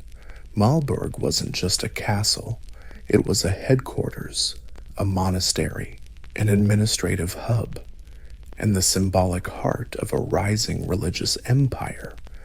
The warrior monks weren't guests anymore. They were rulers now, and this castle, still in its infancy, would one day become the largest fortress by land area in the world, a medieval power center still standing today. By the late 13th century, Malborg Castle was no longer just a strategic outpost. It was evolving into a massive symbol of power, faith, and architectural ambition, rising from the flat Vistula River plain. It stood tall and unmistakable, a fortress built not from stone, but brick, the northern hallmark, at a time when most castles clung to limestone and granite. Malborg's red Gothic walls screamed innovation and threat. The Teutonic Knights didn't just want a fortress. They wanted a holy fortress where war and worship could coexist. The design reflected this duality. The complex was built in 3 parts: the high castle, the middle castle, and the lower castle, each with its own walls and defenses, each serving a distinct purpose. The high castle, the spiritual center, housed the chapel, council chamber, and monks' quarters. This is where knights lived, prayed, and planned. The architecture was loaded with religious symbolism. Narrow windows let in slivers of light, casting long shadows on cold stone floors. Vaulted ceilings soared like church domes. Defensive features doubled as spiritual metaphors. Height meant closeness to God. Light and shadow symbolized sacred truth versus chaos outside the walls. Malbork wasn't built just to survive sieges. It was meant to awe. The Holy Virgin Church inside the soaring vaulted ceilings like a cathedral's dome. Defensive features doubled as spiritual metaphors. Height meant closeness to God. Darkness and light symbolized sacred truth versus chaos outside the walls. Malbork wasn't just built to withstand sieges. Its purpose was to awe the Holy Virgin Church inside. High Castle had stained glass, exquisite tile work, and a statue of the Virgin Mary taller than the outer walls. Every turret, walkway, and tower was purposefully placed, nothing wasted, nothing left to chance. Even the toilets cleverly drained into the Nogat River, a reminder that knights brought order and cleanliness to land once wild and unconverted. As the 14th century dawned, Malbork kept expanding. Craftsmen, local farmers often got dragged off to supply food, wood, and manpower. Meanwhile, the fortress became the administrative and spiritual heart of the booming Teutonic Order state. Malbork wasn't just a castle anymore. It was a statement, a solid sermon saying this cult was here to stay. Part warrior, part monk. Faith wrapped up in armor. A monastery wrapped in walls. And it was just getting started. As the 14th century rolled on, Malbork Castle grew beyond a mere military base. It became the hub of a rising theocratic empire. From this brick fortress, the Teutonic Knights expanded their grip across the Baltic, turning what was once a missionary campaign into full-blown colonization land. People and resources all taken. This order worked like a weird mix of kingdom and corporation. The head honcho was basically pope, and king rolled into one, ruling from Malbork with the help of a strict monastic hierarchy. Under him were knights, priests, and lay brothers, all sworn to live in poverty, chastity, and obedience, but still running estates, trade routes, and a massive tax system. Their goal wasn't just religious, it was territorial consolidation. Forests got chopped down, towns got built, and paganism got pushed underground or smashed.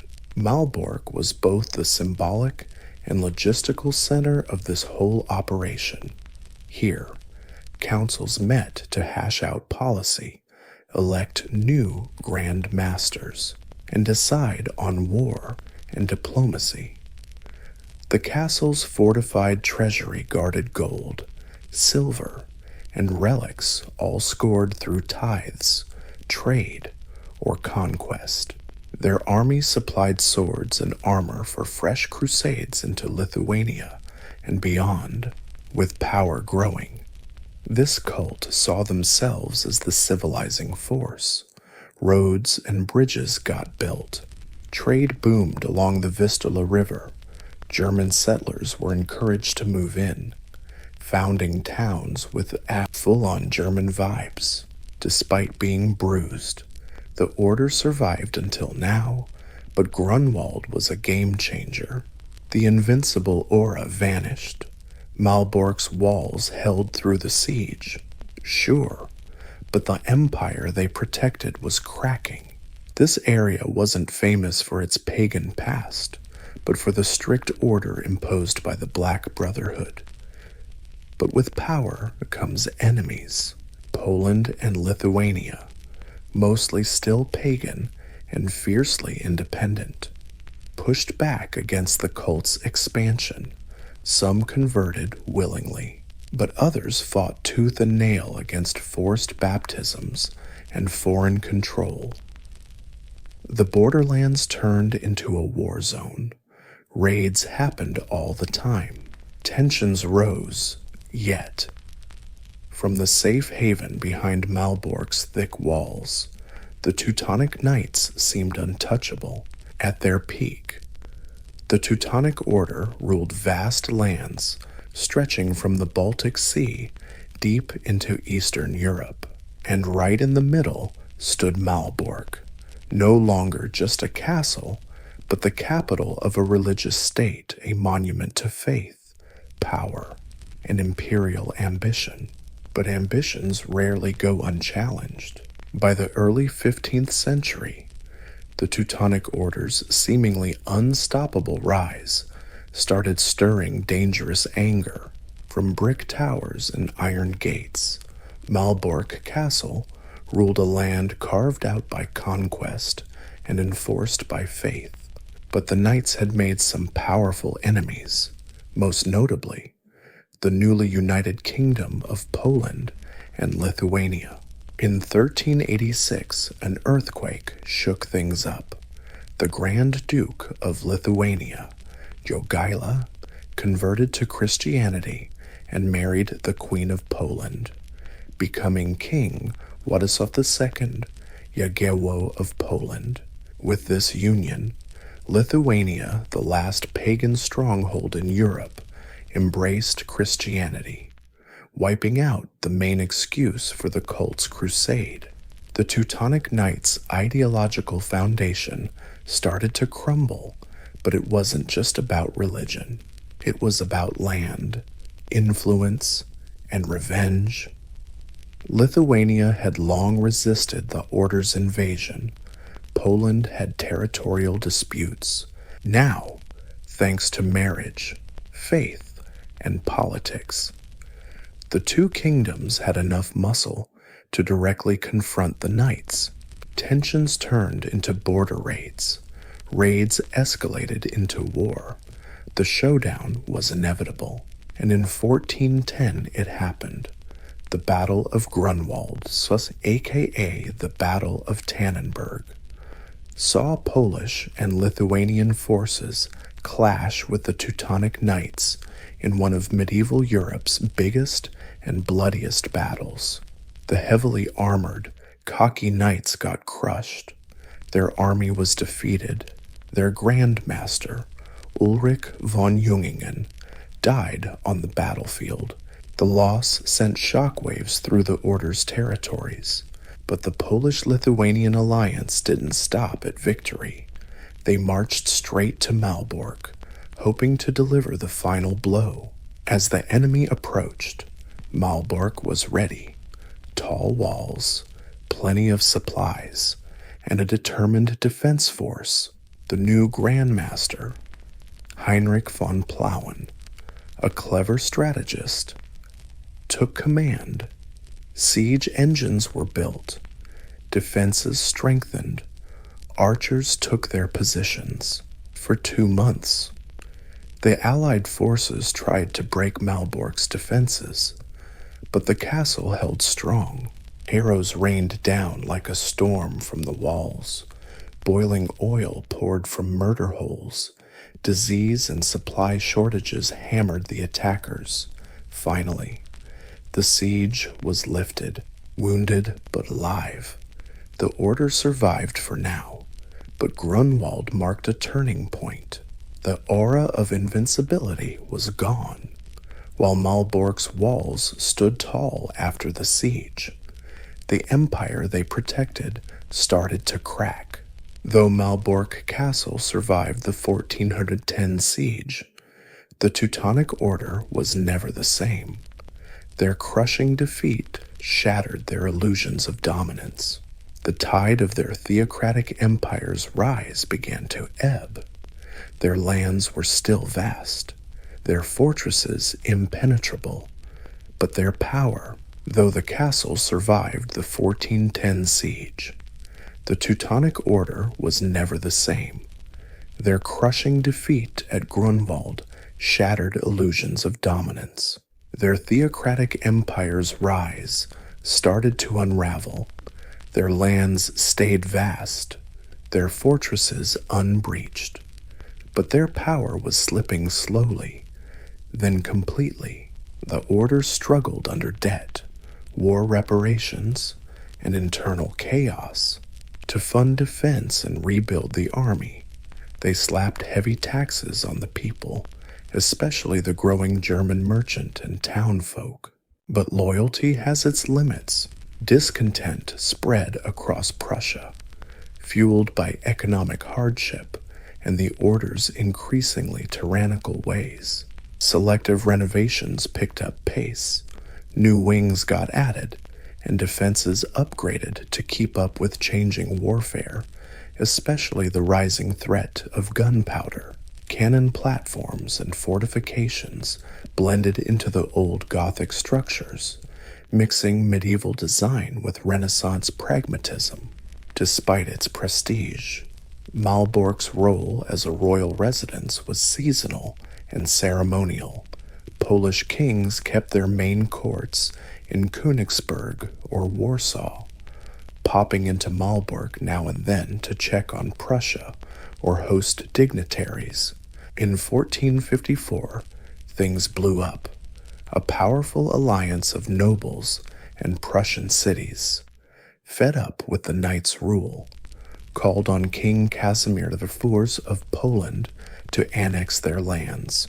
The king agreed, lighting the fuse for the brutal 13 Years' War that would decide the fate of Malbork and the Teutonic Order. At first, the old order held. Malbork was still the crown jewel, their fortress, but the tide was turning against them. The Polish army, backed by the rebellious Prussian League, pushed deep into Teutonic territory. The knights had a fatal flaw: they couldn't pay their mercenaries. In 1457, facing bankruptcy, the Teutonic Order made a deadly blunder. They hired mercenaries in Malbork, mostly Bohemian soldiers, and instead of defending their castle with swords and siege towers, they sold it to the Polish king for cold, hard cash. Poland walked through Malbork's gates not as conquerors, but as buyers. The largest fortress in Christendom changed hands without a single fight. The Teutonic Knights retreated to Königsberg. Their country wasn't destroyed, but it was split and humiliated.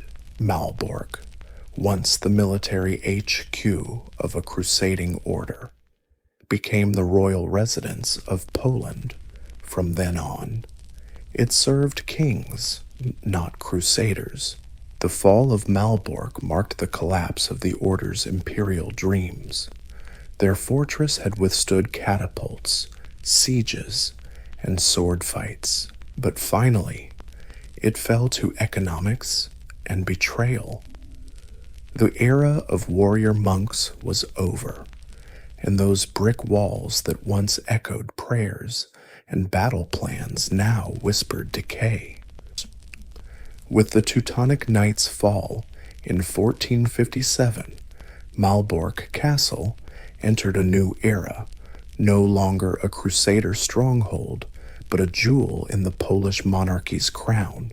King Casimir IV of Jagiellon who bought the fortress instead of conquering it, saw Malbork as more than a military asset. It was a powerful symbol of Poland's rise as the Teutonic dynasty faded. Malbork became one of the royal residences, prized for its size, strategic location, and grandeur. Though built for defense and monastic discipline, its architecture suited court life just fine. The knight's stern halls softened with decorative rugs and banners. Grand receptions and diplomatic meetings replaced chapter meetings and war councils. The castle became part of Royal Prussia, a semi-autonomous region loyal to the Polish crown. This put Malbork at the heart of a multicultural, bustling economy. The castle's admin role shifted too. Troops gave way to treasuries, and watchtowers monitored trade routes instead of battle lines.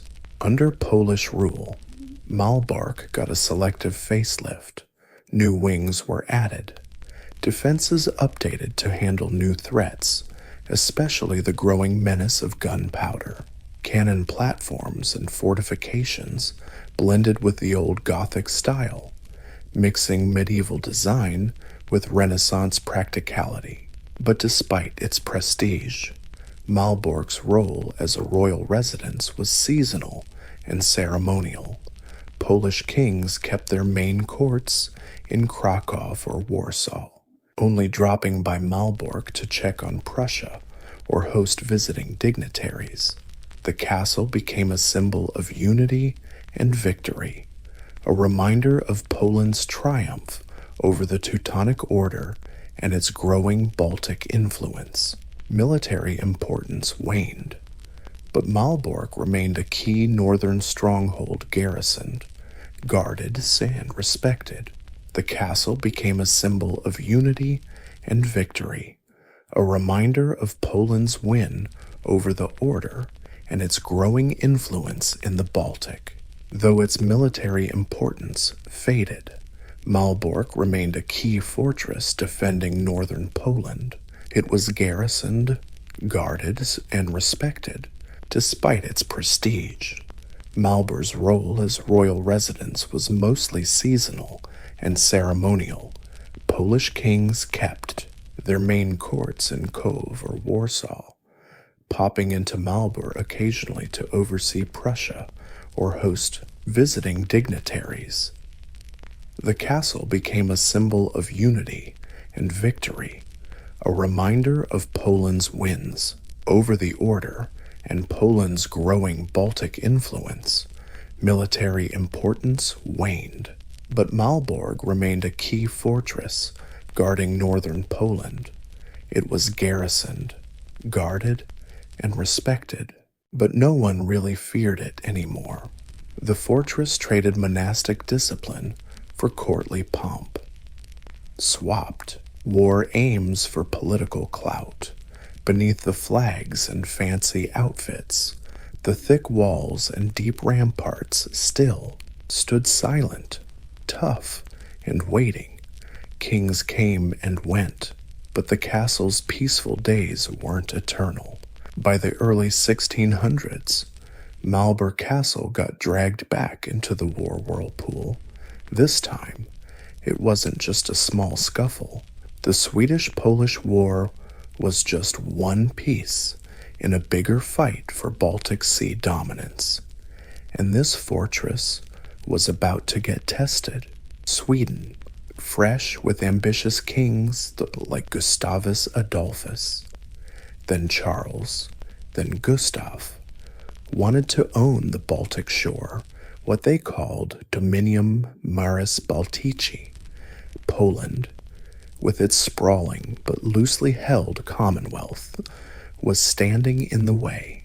The war between these two powerhouses dragged on, fueled by religious splits, royal rivalries, and a regional power race. In 1626, the Swedes invaded Prussia. Their disciplined, modern army moved fast, grabbing key cities and ports. Malbork, with its thick walls and prime spot on the Nogat River, became a top target, though reinforced.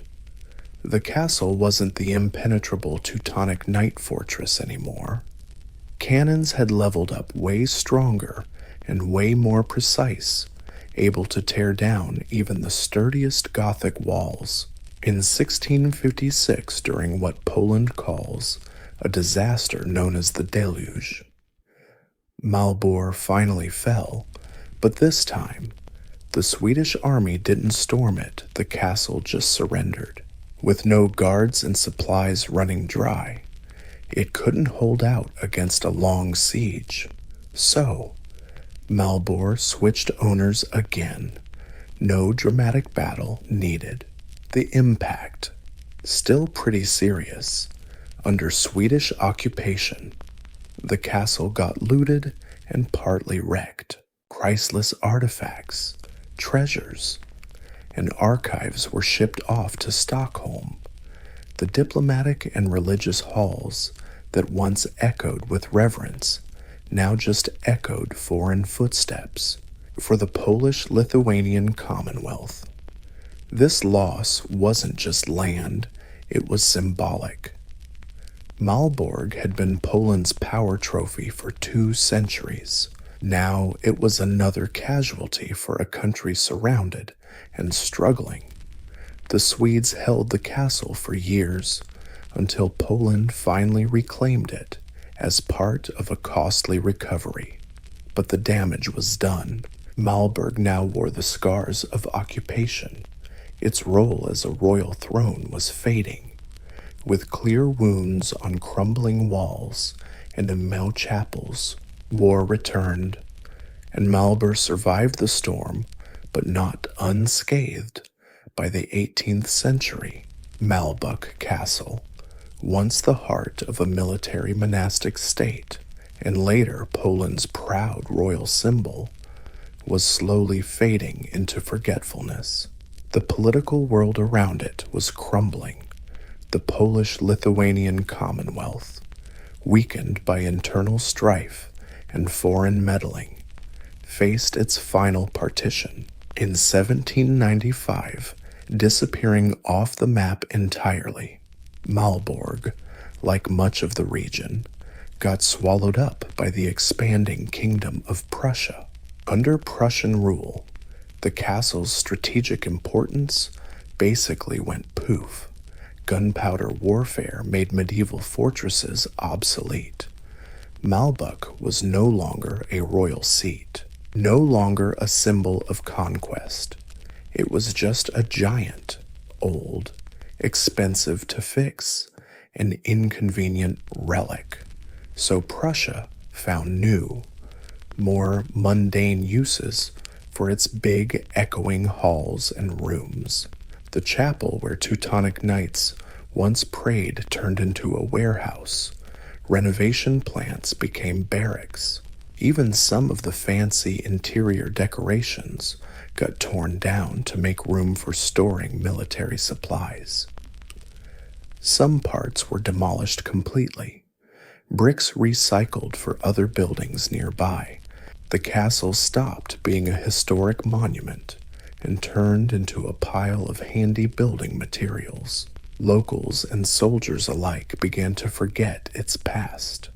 Centuries of religious, political, and military heritage buried under dust and indifference.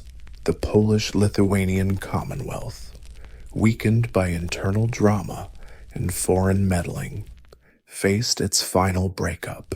In 1795, vanishing completely from the map, Malbork, like most of the neighborhood, got swallowed up by the expanding Kingdom of Prussia. Under Prussian rule, the castle's strategic importance basically poofed. Gunpowder wars made medieval fortresses about as useful as a flip phone. Malbork wasn't royal turf anymore, nor a symbol of conquest, just a massive, aging pile of bricks, too pricey to maintain and too awkward to modernize. The Prussian government found more practical, less glamorous uses for its huge halls and echoing rooms. The chapel, where Teutonic knights once prayed, turned into a storage closet. The refurbishing plants became barracks.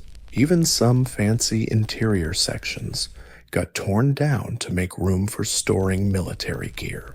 Some parts were demolished outright, with bricks recycled to build other local structures. The castle stopped being a historic monument and became more like a handy pile of building materials. Locals and soldiers alike started forgetting the place's past. Centuries of religious, political, and military heritage buried under dust and apathy. Visitors noticed crumbling towers, collapsing arches, and ivy-strangled walls. Forget the past of this place. Centuries of religious, political, and military legacy buried under dust and neglect. Visitors notice crumbling towers, collapsing vaults, and ivy-covered walls. Once majestic, the fortress now just a pile of ruins, too grand to ignore, but too pricey to fix. Even in decay, Malborg never truly vanished. Visitors from Germany and beyond still come to marvel at its size, silhouette, and sheer wow factor. Its forgotten grandeur. Romantic-era artists and thinkers, obsessed with medieval ruins and knightly tales, started seeing the castle not as outdated junk, but as timeless a chilly echo from a more heroic age. Still, the castle was mostly left to rot. No guards, no rulers, no glory. Malborg stood silent, walls that once roared with battle cries, parades, and royal edicts now only held dust, shadows, and memories. It took a whole century before rising nationalism and a fresh wave of romantic history breathed life back into those old bricks. In the 19th century, Malborg's long silence was finally broken. As nationalism swept Europe, so did a newfound respect for the medieval past. Ruins turned into relics. Forgotten fortresses became badges of cultural pride. For the Germans, then searching for a unified identity, Malborg, or Marienburg, as they called it, rose as a symbol of Teutonic strength and romantic knightly spirit. Restoration kicked off in the 1800s, led by Prussian architects and historians who saw in those crumbling stones not just a building, but a story. Detailed studies were carried out. Gothic patterns were carefully recreated. Parts were rebuilt with meticulous medieval flair, though often sprinkled with a dash of 19th century artistic style. The process wasn't always historically accurate. Some elements got idealized rather than authentic, but the revival spirit was strong. Malborg became a national monument of the German Empire. Paintings, operas, and textbooks described it as the cradle of Teutonic glory. German emperors visited and held ceremonies in the grand halls. It was no longer just a castle. It was heritage, legend, and architecture fused into one powerful symbol. But history's tide shifted again. After World War I, the region became contested. After World War II, things changed drastically. In 1945, when Soviet troops rolled into East Prussia, Malborg took heavy bombardment. Fire gutted the interiors. Walls collapsed. Once again, the castle was caught in war and left in ruins. After the war, Malberg became part of reborn Poland, and the country's identity shifted once more. No longer a symbol of German pride, it turned into a piece of Polish history being restored not for conquest, but for preservation. Post-war Polish authorities launched another major restoration, this time focused on historical honesty and cultural inclusivity. Every brick was rebuilt not as a war fortress, but as a monument to resilience. Today, Malberg Castle is the world's largest brick fortress, a UNESCO World Heritage Site, and a witness to nearly 8 centuries of European history. Tourists stroll its courtyards, historians dig into its layers. Walls once stained by siege and politics now echo the voices of students and the silent awe of visitors. Malberg no longer defends, it remembers. In the early 1800s, the U.S. was a young nation with unrelenting ambition. Eastern cities were booming, but for many Americans, the real promise lay beyond the Appalachian Mountains, in the vast, untamed wilderness out west. This hunger to expand wasn't just personal, it was wrapped up in a national philosophy called Manifest Destiny, the belief that Americans were destined, by fate or divine plan, to settle from the Atlantic to the Pacific, no matter who or what stood in their way. What started as a small band of brave settlers quickly turned into a mass movement by wagon, horse, and on foot. Thousands of families risked the frontier, hoping to find cheap land, new opportunities, and a chance to escape debt, poverty, or cramped cities. Land grants, settlement laws, and the catchy editorials in the papers promised fertile land, freedom, and ownership, all just waiting for some brave soul to grab it. But heading west, not for the faint-hearted, pioneers faced weeks, sometimes months, of grueling travel. Trails like the Oregon Trail, the Santa Fe Trail, and the California Trail became the main arteries cutting through mountains, rivers, and plains. Supplies were packed tight into wagons, which doubled as transport and temporary homes. Danger lurked everywhere, crossing rivers, animal attacks, broken axles, and sudden illness were just part of the fun. Yet, the pull of the West was irresistible for many, claiming a piece of the frontier wasn't just about grabbing land, it was a shot at a fresh start. A poor farmer could become a landowner. An immigrant with no inheritance could start a new life. On the frontier, there were no neighbors to impress, no aristocrats to navigate, just wild land and a stubborn will to tame it. The frontier was also a place of conflict.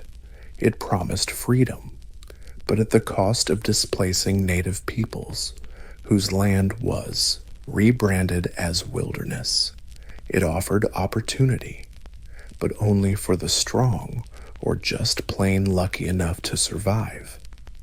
Still, the myth of the frontier, the tough individuals daring the unknown, became a core part of American identity. And for those first pioneers, life on the frontier wasn't just a dream.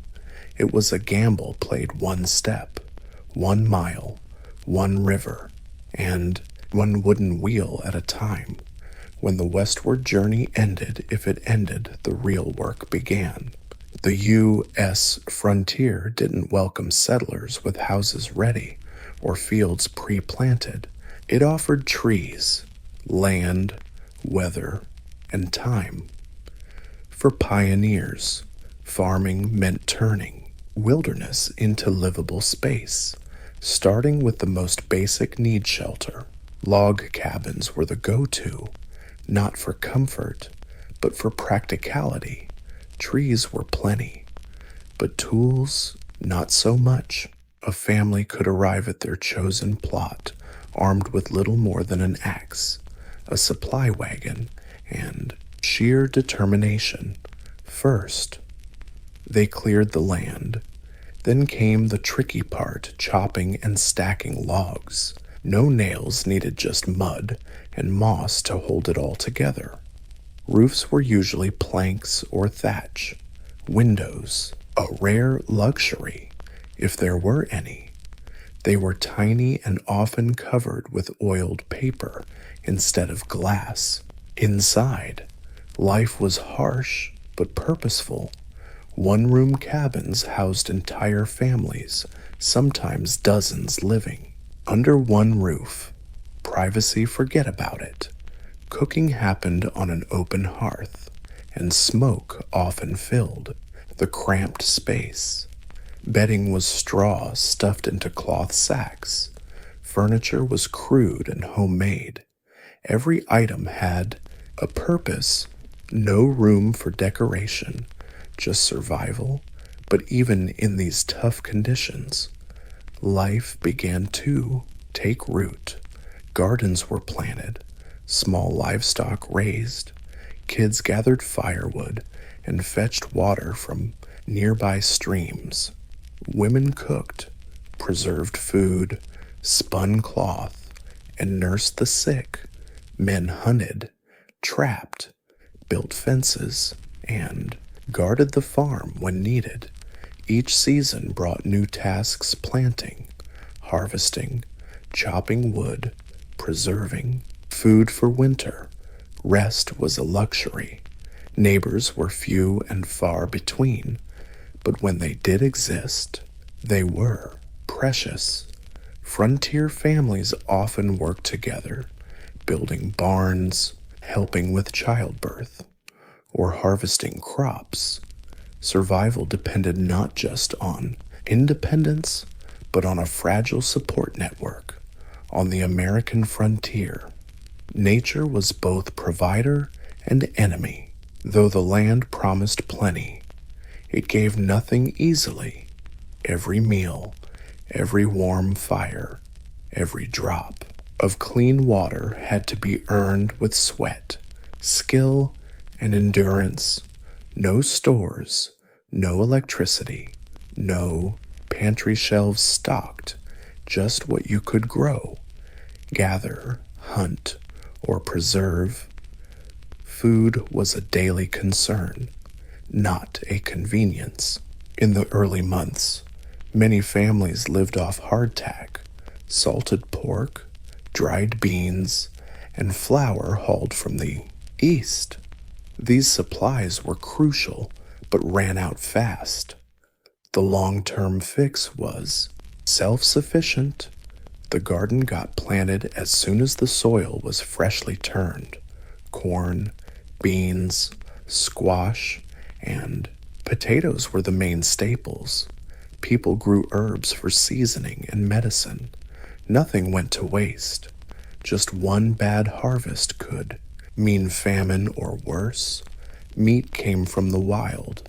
The men and older boys hunted deer, rabbits, wild turkeys, and sometimes bigger beasts like bison. Traps caught smaller critters. Fishing in nearby streams was a crucial protein source, especially in the warm months. Every kill was a win. Every successful foraging trip was a tiny victory over the great unknown. But nature's gifts came with danger. Bears, wolves, and mountain lions roamed the land, and famine always lurked in bad years. Stockpiling food for winter was a skill that separated comfort from disaster. They used smokehouses, root cellars, and drying racks to keep meat, veggies, and fruit edible through the cold months. Women boiled jams, salted pork, and pickled anything that fit in a jar. By fall, firewood was stacked high. The hearth was the center of warmth, cooking, and life itself. The weather was unpredictable and often brutal. Heavy rains could flood crops. Snowstorms isolated families for weeks. Droughts turned gardens to dust. Lightning struck cabins. Tornadoes flattened them. Disease spread fast when water froze or spoiled. No safety nets here, just prep, luck, and grit. Life on the frontier is remembered as lonely and harsh, but few pioneers were truly isolated. Survival might start with a single cabin, but over time, scattered farms grew into something bigger. Communities bonded through shared needs, beliefs, and the common struggle to tame the land. Neighbors, though far apart, were lifelines.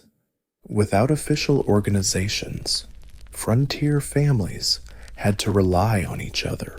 Herding, harvesting, logging, and quilting weren't just chores, they were social events. A dozen folks could knock out a building in a day. Women prepared food, cared for kids, and spread news from afar. These moments built bonds stronger than fences. They fought to survive together.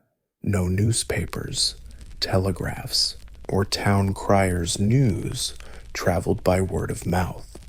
A traveling merchant or visitor from a nearby settlement might bring stories from hundreds of miles away, political shifts, war rumors, native tribe sightings, or news of a brutal coming winter.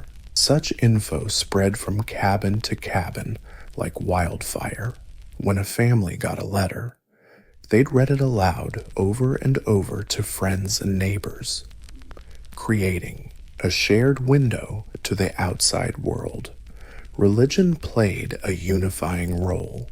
Traveling preachers, often called circuit riders, covered long distances, preaching in cabins, barns, or open fields.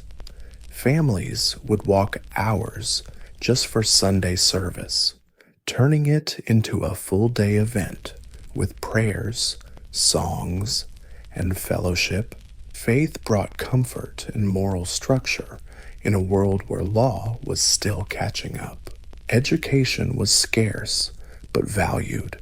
When enough kids lived nearby, families banded together to build a one-room schoolhouse. A young woman or older child might teach using the Bible, a slate, and whatever books they had. Community events like spelling bees and holiday gatherings offered rare fun and a sense of normalcy amid hardship. Life on the frontier wasn't just a battle against nature, it was also a clash of peoples, cultures, and land claims. As settlers moved west, they entered. Education was scarce but valued. When enough kids lived nearby, families would chip in to build a one-room schoolhouse. A young woman or an older kid might teach using the Bible, a chalkboard, and whatever books they could find. Community events like spelling bees and holiday gatherings brought rare joy and a sense of normalcy amid tough times. Life on the frontier wasn't just battling nature. It was also about clashing peoples, cultures, and land claims. As settlers pushed west, they entered territories long inhabited by Native American tribes. To pioneers, it was a land of promise. To the natives, it was home. The result, a tense balance, usually violent, between conflict and coexistence. Some encounters were peaceful. Trade thrived along main trails. Settlers swapped metal tools, cloth or guns for furs, food, and local know-how. Native guides sometimes helped families navigate unfamiliar terrain or warned of upcoming storms. There were moments of genuine friendship, shared meals, gifts, and a quiet understanding that crossed cultural lines. But these moments were as fragile as glass, and the pressure of expansion was ready to shatter them. As more farms popped up, land and resource tensions grew. Settlers cleared forests, rerouted rivers, and hunted, often clueless or just plain indifferent that these lands were deeply tied to the spiritual, economic, and traditional life of the native nations. Treaties were signed, then broken, promises made, then ignored. The result, hostility on the rise. Raids happened on both sides. Some settlers feared nighttime attacks. Homes got reinforced. Rifles stayed within arm's reach. Kids were taught to stay quiet and hide. Stories of violence, whether blown out of proportion or true, spread fast, stoking fear. Meanwhile, native communities watched their lands shrink, hunting grounds vanish, and their lifestyles threatened by strange laws and fixed fences. Militias formed, forts were built. The whole thing exploded, from small skirmishes to full-on wars like the Black Hawk War or clashes along the Oregon Trail. Some tribes chose to fight, others tried diplomacy or moved farther west only to face more settlers. No easy fix here, yet, even in conflict, cooperation kept happening. Some Native Americans worked alongside settlers, married into families, or converted to Christianity. Some settlers adopted native farming methods, herbal remedies, or winter survival tricks. The frontier was a blurry line, not always war, not always peace. On the American frontier, survival often boiled down to grit, strength, and resilience, and no one showed these traits more quietly and fully than the women of the wilderness. While frontier tales usually focus on men blazing trails or fighting wolves, it's the labor, brains, and endurance of women that held frontier life together day after day. Women juggled many roles, often all at once. They were mothers, doctors, teachers, farmers, hunters, and defenders, working from sunrise to sunset. A pioneer wife might start her day lighting the fire, milking cows, and fixing breakfast. Then she'd churn butter, patch clothes, mind the kids, pick herbs, and tend the garden. In emergencies, she delivered babies, dressed wounds, and sat by the dying without formal training and usually flying solo. But women weren't just stuck at home. Many worked the fields with their husbands, chopped wood, or helped build cabins. Some hunted small game. Others drove wagons westward, managed cattle, and tackled rough terrain when the men were injured or away. Widows, not uncommon. They carried the whole household, raised kids, and farmed alone with sheer iron will. Women also brought culture, education, and legacy. In remote areas without schools, they taught their kids to read and write using family Bibles and borrowed books. They kept journals, wrote letters, and recorded recipes and remedies, later priceless historical records. Through them, We glimpse the human side of the frontier, the craving for community, the fight against loneliness, the quiet pride in a good toast or a warm quilt. They also formed the heart and soul of many frontier communities. Women organized prayer meetings, holiday gatherings, and mutual aid networks. Quiet pride in a good toast or a warm blanket. They formed the emotional and spiritual backbone of many frontier communities. Women organized prayer meetings, holiday gatherings, and mutual aid networks. When a neighbor fell ill, they brought broth and comfort. When a child died, they dug graves and grieved together. Their strength wasn't always loud, but it was always there, steady as the fire in the hearth. For frontier kids, life wasn't just about toys or books, but responsibility, resilience, and resourcefulness. From an early age, frontier boys and girls were expected to pitch in and, just to keep the family alive. Childhood was short, often brutal, shaped by backbreaking labor, long winters, and the constant challenges of a wild, ever-changing land. Their daily routine, not playing, but working around the house. Boys learned to chop wood, hunt small game, tend livestock, and guard the homestead.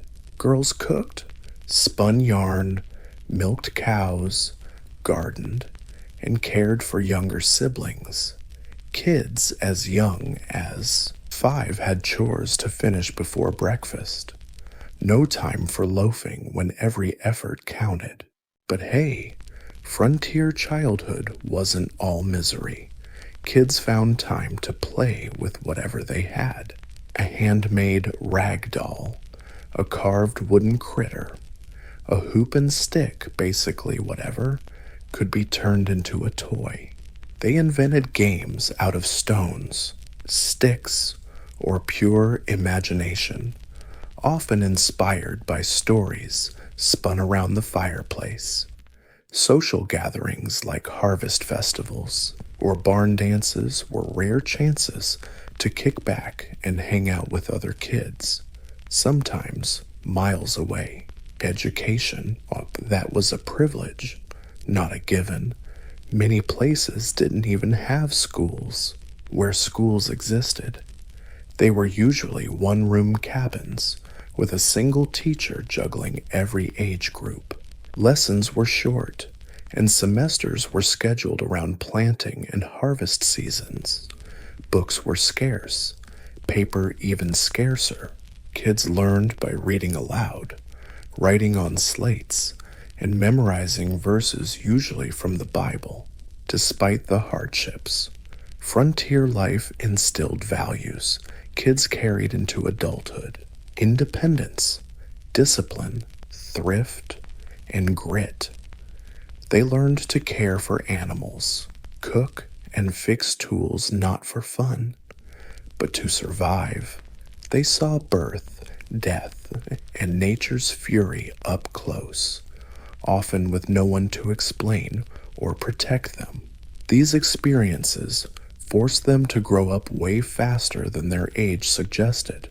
Winter on the frontier wasn't just a season, it was a full-on trial for everything a family had prepared. When the first snow fell, the frontier changed overnight. Trails vanished, rivers froze solid, trees stood bare, and the wind sliced right through the thickest wool. For weeks, sometimes months, isolation became total, and survival depended entirely on what was done before the cold hit.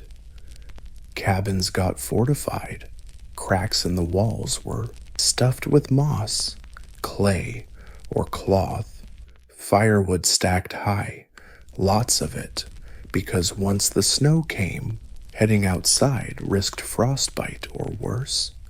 The fireplace became the heart of the home.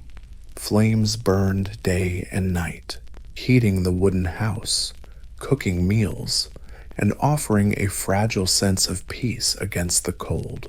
Food preservation was crucial. Families who didn't salt meat enough, dry enough veggies, or stockpile grain usually went hungry. Cellars buried roots deep, insulated them with straw, and stored potatoes, onions, and jars of preserves. Meals were simple but heavy: stews, cornbread, dried fruit, and beans were stretched out as far as possible.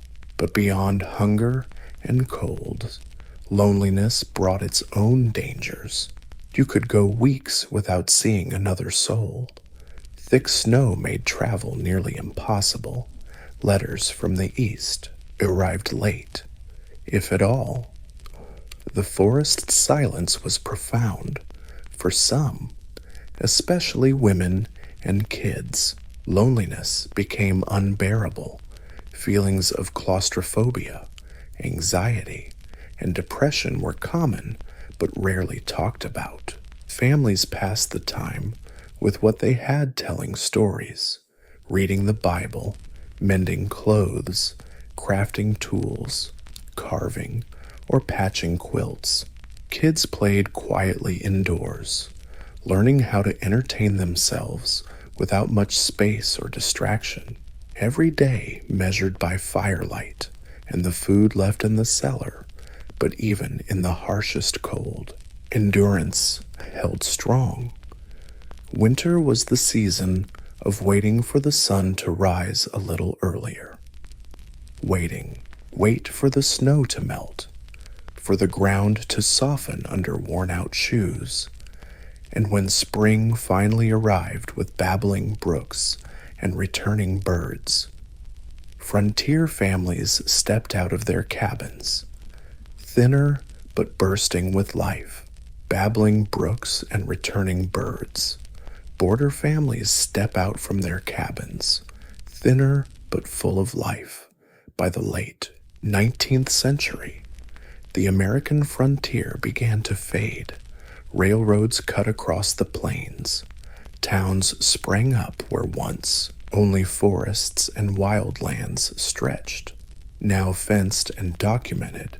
But the frontier's legacy, its culture, values, and myths lived on long after the last creaky wagon rolled west. The 1890 U.S. Census declared the frontier closed.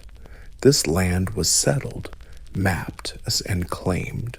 Farms became farms, log cabins. What was once a wild, unpredictable edge of civilization became the country's heartland. But the frontier story dug deep into the American identity, shaped by those who lived it. The settlers left behind way more than wooden houses and railroad fences. They left a national identity built on grit, self-reliance, and innovation. The idea that anyone could pull themselves up by their bootstraps became the core of the American dream. The frontier ideal romanticized hard work, personal freedom, and fierce independence. These values still echo through modern culture, politics, and folklore, but this legacy is messy. Expansion brought opportunity for settlers, but caused devastating losses for indigenous peoples. Tribes were displaced, treaties broken, cultures disrupted or destroyed. The landscape itself changed forever. Forests were cleared, rivers rerouted, wildlife hunted to near extinction. The frontier's victory came with irreversible consequences. Still, the stories lived on. Frontier diaries, oral histories, and family legends kept the spirit of those early days alive. Pioneers became icons, men like Daniel Boone and Davy Crockett, Women like Laura Ingalls Wilder, symbols of courage and endurance, their lives morphed into books, songs, and eventually movies. Reality was often harsher than the legend, but the myths still mattered. Today, remnants of the frontier remain: old log cabins, wagon ruts, and hand-carved tombstones. Museums and historic sites preserve artifacts. But the truest legacy is the stubborn feeling of possibility. The frontier became songs and later movies. Reality was often harsher than legend, but the myth still meant something. Today, remnants of the frontier remain: old log houses, wagon ruts, and hand-carved gravestones. Museums and historic sites hold artifacts, but the truest legacy is the enduring spirit. The frontier inspired the belief that anyone, no matter where they came from, could start fresh, endure hardship, and leave a mark behind.